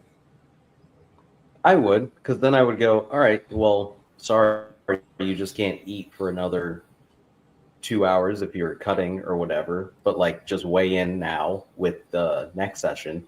But again, if you catch it, that's a different thing than showing up after you missed it and saying that. Yeah. Because then you can't even verify that they didn't just miss their original weigh-in. Yeah. So, and like when we show up to the national meets or any meet, we're scoping out the warm-up platforms. Right. What platform are we on? Like I don't know if I buy not knowing what platform you're on in advance to coming, because also we would tell people, we would be like, oh yeah, Miguel's on blue platform at 1 within this session, so you can try to live stream. So I just don't know. I don't know. It's now I'm actually starting to get skeptical if I buy the story now. Like, wait a minute, like you didn't know what platform you were going to be on? Yeah. Because unless they were both on the same platform, which that is possible, the sessions could follow one another. But sometimes they don't. Sometimes it's like, all right, 77 women on white platform. then it's like 89 men on white. Like it. So I don't know that either. Does this make it sound fishy? Not knowing what platform you are, because that sounds even more absurd to me. Not knowing which one. I don't necessarily know, but it's for sure careless. Super careless. Yeah. Again, I think absurd is probably the best word. Of just like, I don't understand. My brain clearly doesn't operate the same way that yours does. And, all things aside, he did take ownership of it, which that's what you got to do. Take ownership of it, move on, and then don't make that mistake again. Because he said right at the end of his post, he said, it was my fault. I was in a position where I had to ask them to make an exception in the first place. It's like, yeah. All right. Well, yeah. A lesson for everybody. Don't do that. Next, our final topic, kind of. Things change. It's actually the title of the podcast today. We had a week ago or so a discussion in the gym and in Barbell Club on hot versus cold for injuries. Like if someone tweaks something, do you put an ice pack on it? Do you put a heat pack on it? And initially, we were kind of split a little bit. The old thought process was ice, and then you have RICE, rest, ice, compression, elevation. But within the last 10 years plus or so, people like Kelly Starrett and others have been championing heat, and ice isn't necessarily the best thing. The guy that created RICE even came out and said he may have been wrong about this on using ice to begin with. And there's been an argument now for heat, because the whole thought process with ice is that it's going to ease down the inflammation process that's happening. And it also numbs and reduces the sensory input of the pain, which that's what people want. Oh my gosh, my knee hurts so bad. Put some ice on it. All right, it doesn't hurt as bad. But is that ice doing what we need it to do? Inflammation's not a bad thing. The body knows how to take care of itself, how to repair and heal itself. That inflammation's not for nothing. That inflammation is there to carry debris away, to bring in nutrients, to bring in healing and all the blood flow that you need to have that happen, and to eventually heal the tissue. So if we put ice on it, we're delaying the natural process of healing, which again, if your goal, I guess, is to just not be in pain and stuff, all right, I guess that's what's going on there, but it's going to take longer to heal. So we had a discussion on it. We looked into it. We got up to date.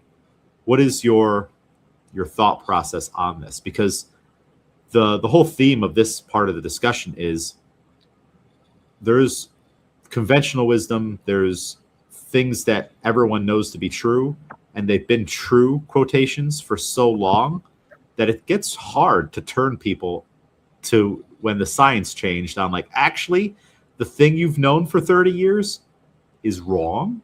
It's not the best thing to do. We have a new thing to do. And people get so, indoctrinated with it that it's hard to change and they resist it. So what's your thoughts on hot versus cold and just kind of that thought process of it's hard to change the old science? Yeah, I mean, not too much on the hot versus cold. I think it's just, the science has not even changed. It's just evolved and people have seen better ways to do it. But I was, my sister's a doctor and I have friends who are like, PhDs in different sciences, and just the differences. I mean, I think there's something with medicine that can sometimes be archaic, where, whether it's textbooks just aren't updated or doctors don't necessarily need to get, retested and things, and they just continue on with what they've already known. Like there's still doctors whose books that they read still had, different medical treatments for different races of people because that was widely believed at the time. And those things aren't always challenged, at least in an upfront way. Versus, I have a friend who, as like scientist in the way that like as a kid, like your traditional scientists you think about, like they're constantly doing research in papers and like constantly having to prove and disprove things that like maybe this came out 2 years ago and it's already being challenged.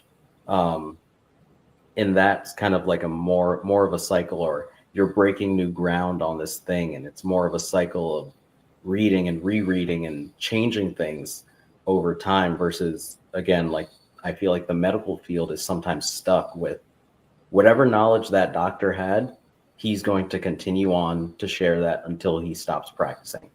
And he doesn't necessarily need to change that. Yeah.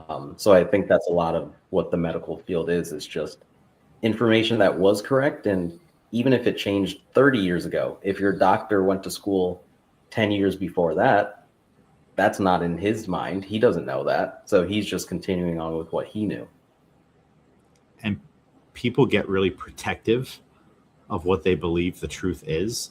Like I can tell you right now, if I go back in time, SUNY Cortland, 2011, 2012 in athletic training class, which that's a class dedicated to treating sports injuries. If I brought this up, there's, oh my God, like it would be so wrong, and they would vehemently defend the Rice protocol.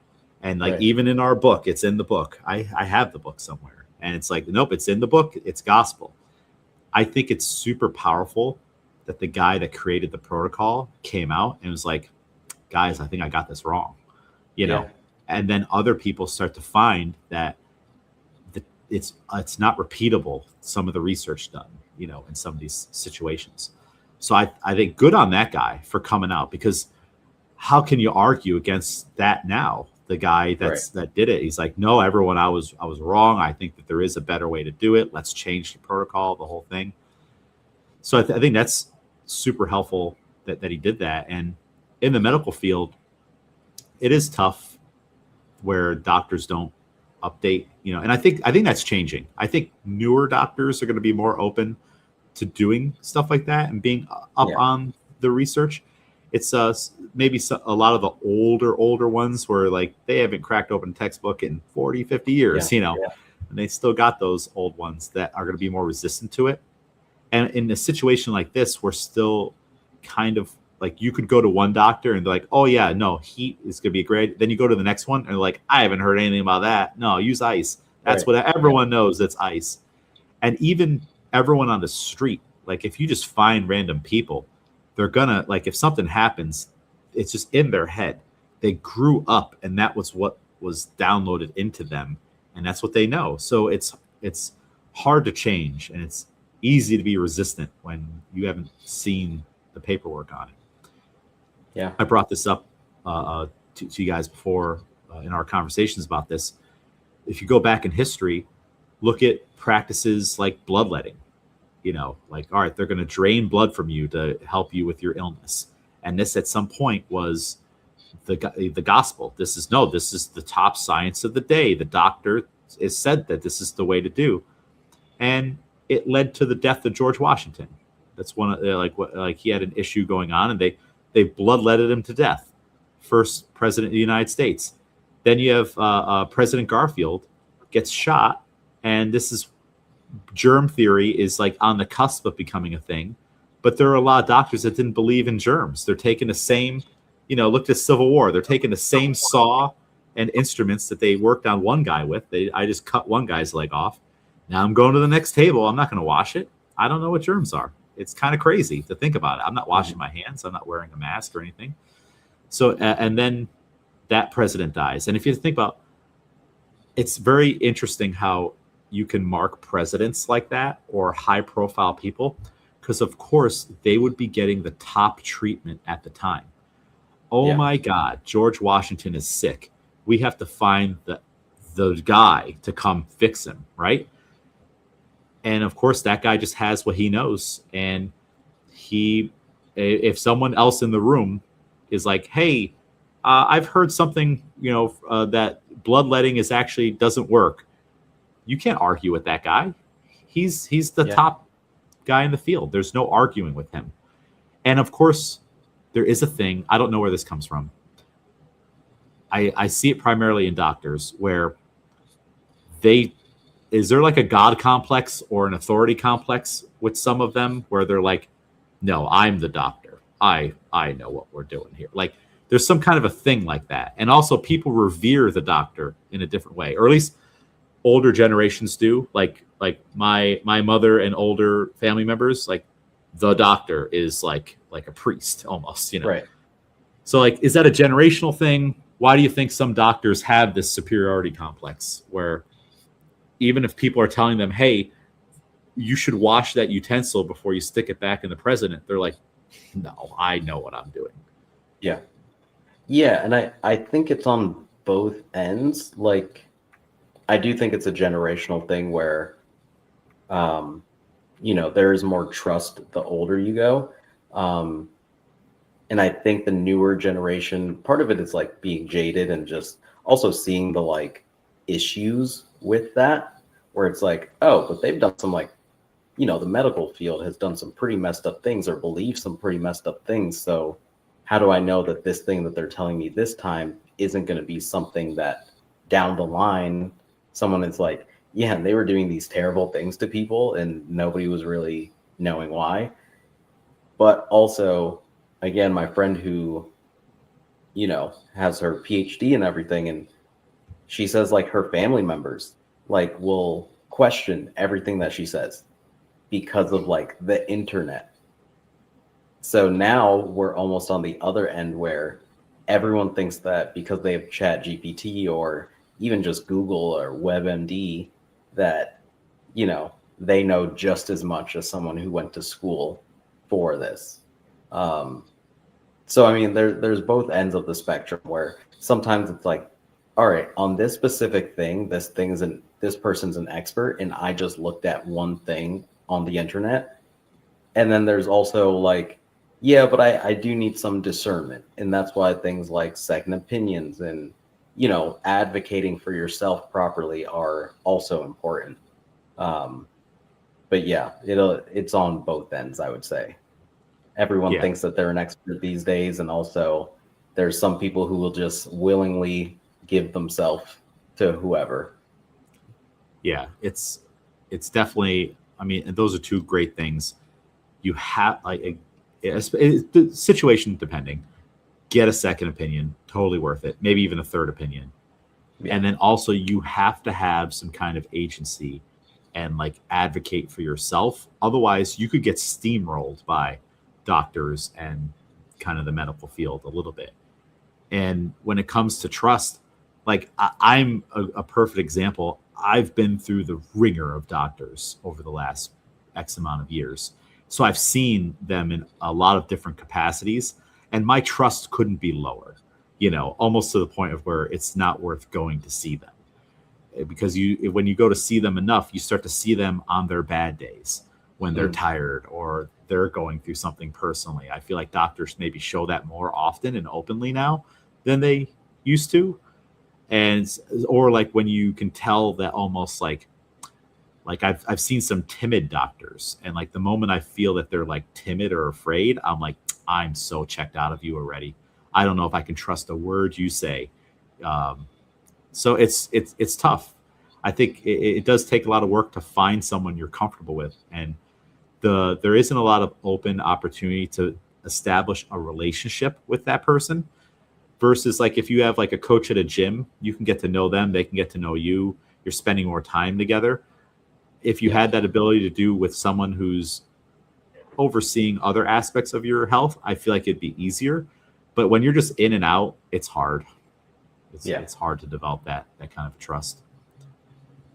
So yeah, it's not a perfect thing, and there's so many different situations. Like the bloodletting thing. Up until the 70s and 80s, the medical consensus was that babies can't feel pain, so you can like do some procedures on them, and they're not going to feel pain. But I don't know if the baby's screaming and crying, don't you think it feels pain? I don't know what the disconnect there was on doing things to babies or not thinking that they could feel pain. Oh, then what was the age you thought they could feel pain? When they could speak and tell you it hurts? That one just kind of seems insane to me. So there's all kinds of things like that in like the real world or outside of the sporting world. And then there's, of course, like people understanding the downfall of too much sugar, and now you're up against industry who has interest on like, no, sugar is okay. Drink Coca-Cola. You can play sports and drink Coca-Cola. It's not doing anything to you, or squatting below parallel. I sent you that one article on the one guy did studies that ended up not being repeatable for squatting below parallel. And there's actually science that shows when you do this, deeper you go, it reduces the stress on the knee and the muscles. Yeah. So there's a benefit to it. But of course, don't squat if you have any kind of pathological or orthopedic issue with your knees. That's a no-brainer. If the knee's not healthy, you need to make it healthy first before you start doing things. You also have to have correct form. You also have to not load it stupidly, and train correctly. So those things are true, but the act of squatting below parallel is not a bad thing. It's a very, very good thing. So any thoughts on that article with the squatting? No, I think it's even when I went to school for psychology, one of the last classes that you had to take before even graduating was on research. And you would like mock up, you didn't even have to do the research, if I'm remembering correctly. You had to like mock up what research for a topic would look like. And so much of that class was even like sample size and things of that nature to even make an experiment valid. And I think that's a newer age within the past, how many years of like science for things to even be called reputable because of things like this, where, studies and things of that nature, it catches wind on, Good Morning America or something like years ago. And now it just becomes a household thing that everyone's saying. And then you look into those studies and you go, oh, this research wasn't even done well. Or it's like, on the very like end of the spectrum of like, oh, this guy just used his children as examples. Like the sample size is like 5 kids and they all have the same genes. Like this clearly isn't something that's repeatable. And it's things like that. And I think over time, hopefully it gets better and the information spreads quickly. So misinformation can spread quickly, but I think also the correction can happen a little bit quicker now, where when we learn new things, people will accept it more because information is constantly changing over time. Yeah. It's almost not enough to read a study. You have to then, if you want to truly be sure, do the research on how the study was conducted and the people behind it. And a lot of work is being done now by Greg Glassman's second company, which I think he sold that to Methics and Broken Science, where they would look at like nutritional studies and things on sugar and stuff. And they're like, okay, who funded this? Coca-Cola funded this? That should raise a red. So, and they're just pointing out, like, doesn't that raise a red flag to you?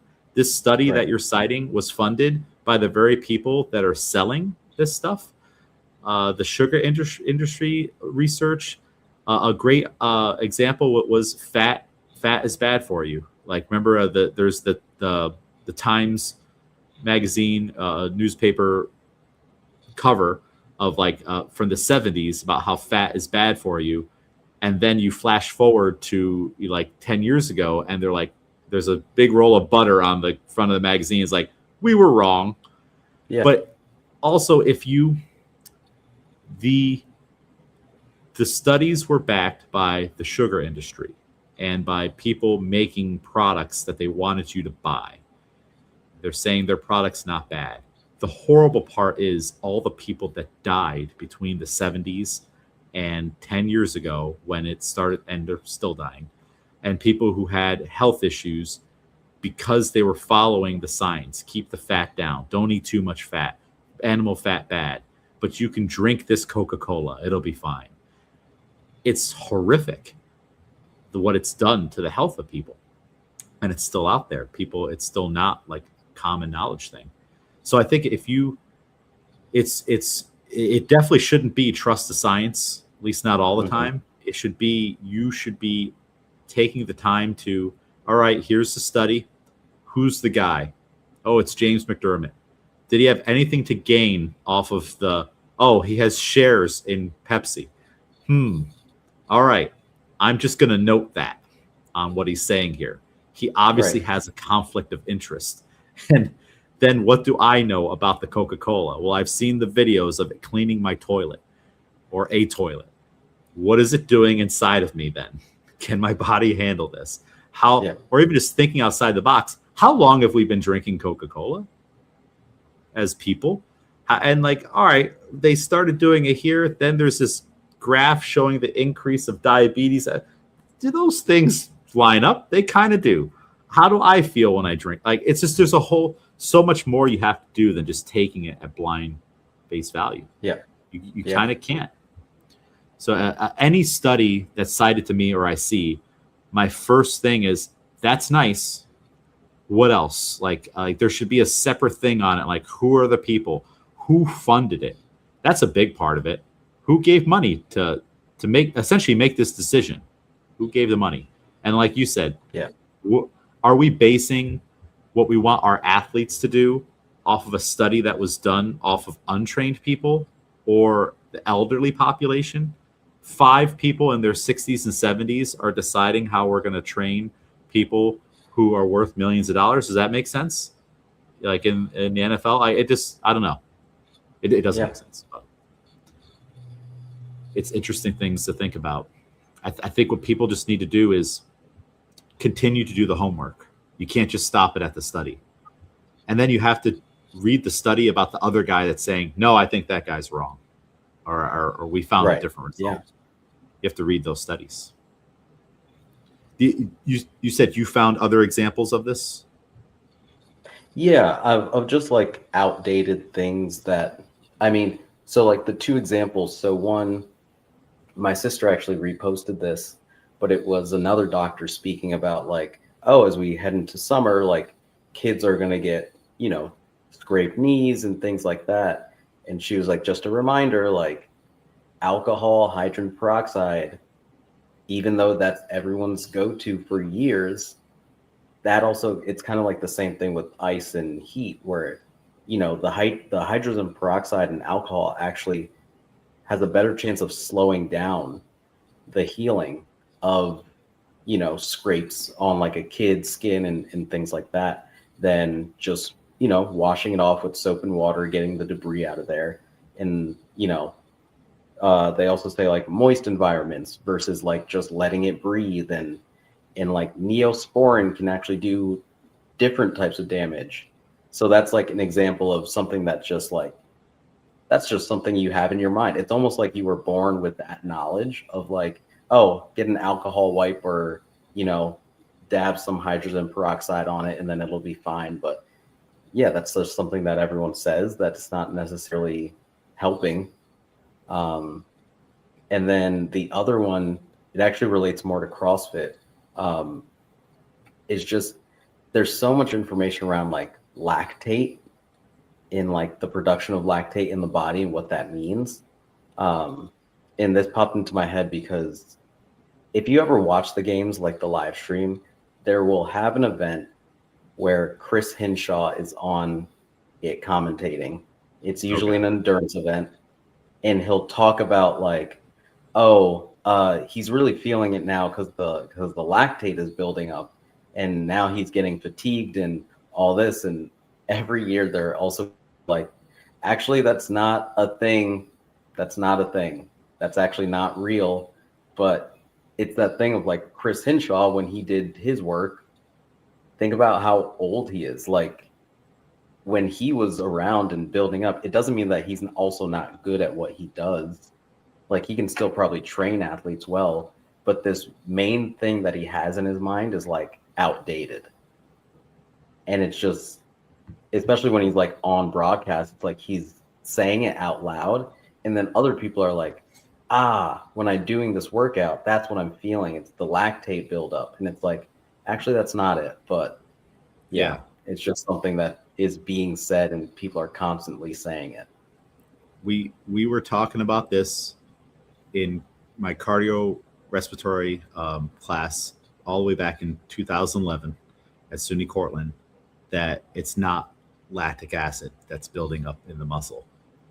And that could have just been that professor who was like, I'm going to teach you guys this, and it's part of our curriculum. But I've never forgotten it. And it's still like not mainstream, really. It's interesting how it's still, it's like when you grow up, you hear it at some point in elementary or high school, and it's just kind of ingrained with you. And it's kind of funny, like you can, wherever you're born in time and history, all right, you get born here in 1990. You weren't a part of everything that happened before. You're just being told. So you actually have to like have some kind of faith and belief that all of that actually happened. And then you find out that like, oh, there's different accounts of some of these things. All right, there's that battle I learned about in ninth grade history class. And then you get the version of it in your textbook. But then you start to like read or you hear about other sources and like, hey, there were other people there. And they're like, no, that's not how that battle went down.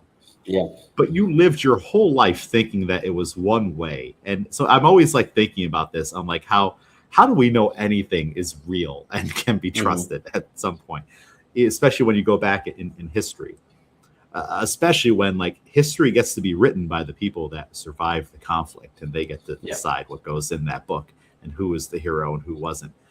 And now you actually have shows now that kind of like Game of Thrones is a good example. I'm like, yeah, that's did it go down that way or did he throw dirt in his eyes and cheat and stuff like that? So it's interesting to think about, and you just know what you've been told. You're told the world works this way, and you just get downloaded in, and then you feel a certain way about something because that's your reality. You've been living that reality. Now someone else is telling you it was a lie. You ever dive into the ancient Egypt stuff? Like pyramid? Like pyramids and stuff, how there's a lot of guys that they've spent their whole life writing books and research on like, this is what the pyramids were. This is how it all happened, all that stuff. And they might be inclined to be like, we're not going to open that chamber. I'm not going to let you down there because it actually refutes my entire life. Like we're kind of like at that point where you'd have to say the last 80 years of your life and career and all those books that you published and you want people still to buy and all the talks were wrong. So you have like a reason to like stop new people from coming in to say, actually, we don't think that's correct. Or, hey, there's another tunnel down here and there's other stuff going on. And there's a lot of that going on right now that you almost have to wait for these gatekeepers to die and to not have a claim to stop forward research from coming through. And it really is a shame. You would hope that some of those people would be like, hey, everybody, I wrote 5 books on it. I've spent the last 80 years telling you this is how it is. We just found something that actually refutes all of that. And I'm going to let you know about it now and be a part of it now. I think that there's room for that. But they're old and stubborn and they come from a different time and they won't do it for whatever reason. And I imagine that will change as throughout younger generations with different mindsets, but that's kind of the same way too, right? Like at some point you gatekeep knowledge because it's tied to your legacy. Yeah. And it's hard to change that. I don't think I would do that. I think if I was like 80 and I'm like, I thought I knew the lineage of the pharaohs and why they put the pyramids and all this. And yes, this wasn't like, all right, they're telling me now that they're finding erosion on the Sphinx because there used to be a rainforest here and there had to have been water to get this erosion at this level when we dig down. and I'm just going to be like, you're not even allowed back in here. Like, I don't think I would do that. I'd be like, well, let's look into this. And like, oh my goodness, I guess 100,000 years ago, this was a lush rainforest and there was an ocean over there. And there's a whale skeleton in the desert. Pay no attention to it. No. All right. Like, but how do you explain that? Right. So like, it's kind of with everything. Someone who thinks they know so strongly won't allow anyone else to change the opinion on it.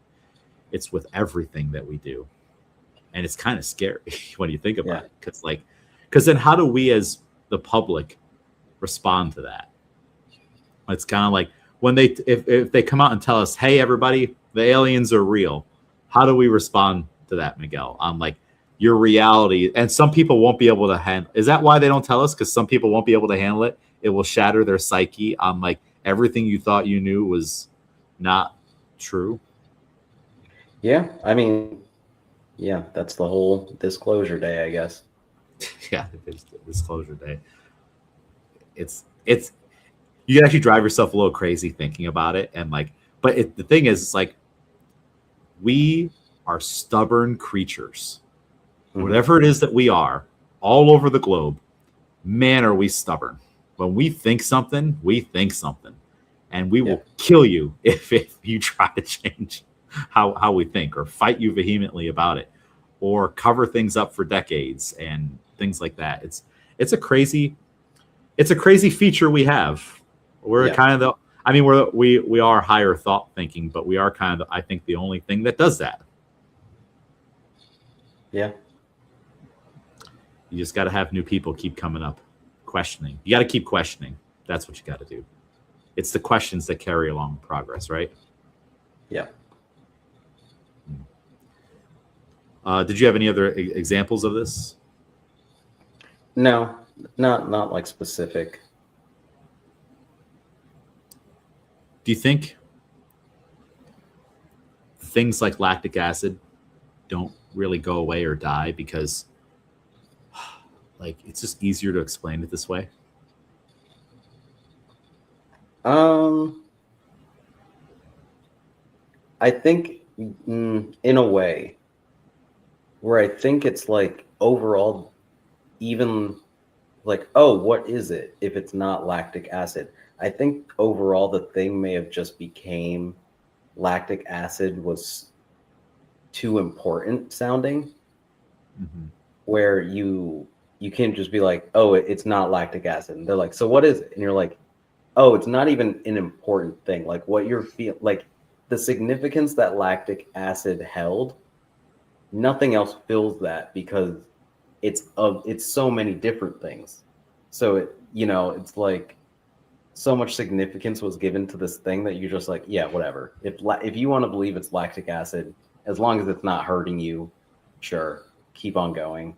It might be easier to just explain and just be like, yeah, sure, lactic acid, instead of like, well, it's actually a very complicated thing and it's all these things all together. And they're like, I don't want to hear that. And you're like, good, perfect. Well, and if you're going to say it's not lactic acid, you have to have the ability to answer the question that you just said. Well, then what is it?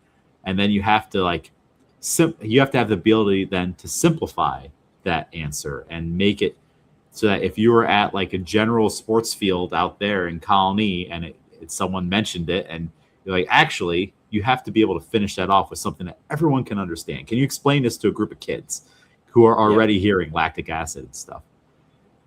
Yeah, it's an interesting thing. And is it weird? I just thought of this. For a company that is at the tip of the spear of exercise, science, and showing things that you can do high rep snatches, you can do all the things that CrossFit does, you can train the way they do and have world-class fitness, because people were against that too. Like, oh, you can't do this, you can't do that. And CrossFit has consistently shown that you can. For them to have someone on that is relaying old science, and is that because and CrossFit is the question authority, don't tell me what to do, contrarian mindset, finding the actual answers and stuff. Isn't it weird that they keep having a guy on that continues to say default to the lactic acid thing? I think it's an audience thing also. I think they look at their audience and they go, what does our audience want to hear? It should be that we Because want to yes, hear the truth, like squatting, because like it would be like having a guy on that's like, all right, they're taking a risk here, squatting below parallel, and let me right. tell you why. Like it's kind of the same thing. They would never allow that. But I do think it's like, yes, CrossFit was founded on this idea of like question and work against, but at a certain point, did it stop? Where Yeah. we go, this is now what CrossFit is. Our thing no longer questioning everybody else. We have our own thing. So this is what our own thing is. And do they want people questioning what CrossFit is? So they Yeah. have our guys, we're the CrossFit base. We know CrossFit. So let's just keep on having these same people on that talking what they know. Not necessarily to like for misinformation or old information, but it's like this is what we know as CrossFitters. I wonder if someone were to challenge Hinshaw on this, what would he say? Like if they're like, hey, all the research, like for at least 10 years or whatever, like look at this, here's the whole cycle, here's what they're saying. I wonder if he would be like the Rice guy and be like, you know what, this makes sense, I'm gonna roll with this now, or if he'd be put up the walls against it. I think he's a big enough name that he doesn't care. Because I've seen some pretty like well written out posts because he always does this, where people are like, actually, like you're saying, like, hey, actually the research is this. But I think if you're not as big of a name as he has no reason to even look at that. Yeah. Or to have someone come up to him and he's like, they don't know what they're talking about. And since he's the established one, it's almost like, I mean, going all the way back, but you said like, oh, these presidents were dying because, old information and they're getting the best medical care. But it's like, were they getting the best or just most established? And sometimes the most Definitely. established is just the oldest doctor that everyone knows. And you're not going to call in Yeah. the new experimental guy who's like, guys, actually, we shouldn't be doing that. And they're like, what does he know? He's 20. And you're like, oh, okay, never mind. So I do think it's similar where it's like, he's the established name that everyone's just more comfortable being like, even if he says some wrong stuff, he's got enough of a history of good that we can just go, yeah, instead of like, let's take a chance with this new voice. I think you're right. That's definitely how it went down for President Garfield, because like there were other people there that are like, wait, what's going on here? The stuff coming out of Europe, and then it's almost like as soon as you say the new practices and thoughts out of Europe in America and whatnot, is like that guy, the established guy, is like, what do they know over there in England and France and whatnot, and that he was the man, and it ruined his career after, because you killed the president. Like that's kind of can't rebound from that, especially when you kill the president and then they find out that it starts to become germ theory was real. Yeah, there's kind of no rebound from that. But yeah, I think you're right. It's like, who's the big name, and then the amount of people that are not gonna fact check the big name. They're just gonna be like, oh, that's the doctor. All right, that's what he said. All right, did you hear that? That's what he said. And then you just roll with that for the rest of your life. Yeah. It's just interesting coming from a company that had the whole issue where they sued the NSCA and won because they did faulty research about how CrossFit leads to injuries. Yeah. And they were just literally out to like just tank CrossFit, and it wasn't because of certifications and stuff like that. And it was found that like it was egregious, like the stuff that they were doing in their research. So it's just funny, a company coming from that too and surviving that, where the mission was to kill CrossFit. That's what those people were trying to do. They wanted to kill it. They wanted to make it so that to be a trainer, you had to be licensed. And now the whole thing is funded by Coca-Cola. You're a personal trainer. these are the things, Miguel, that you're allowed to say. It's our backed research.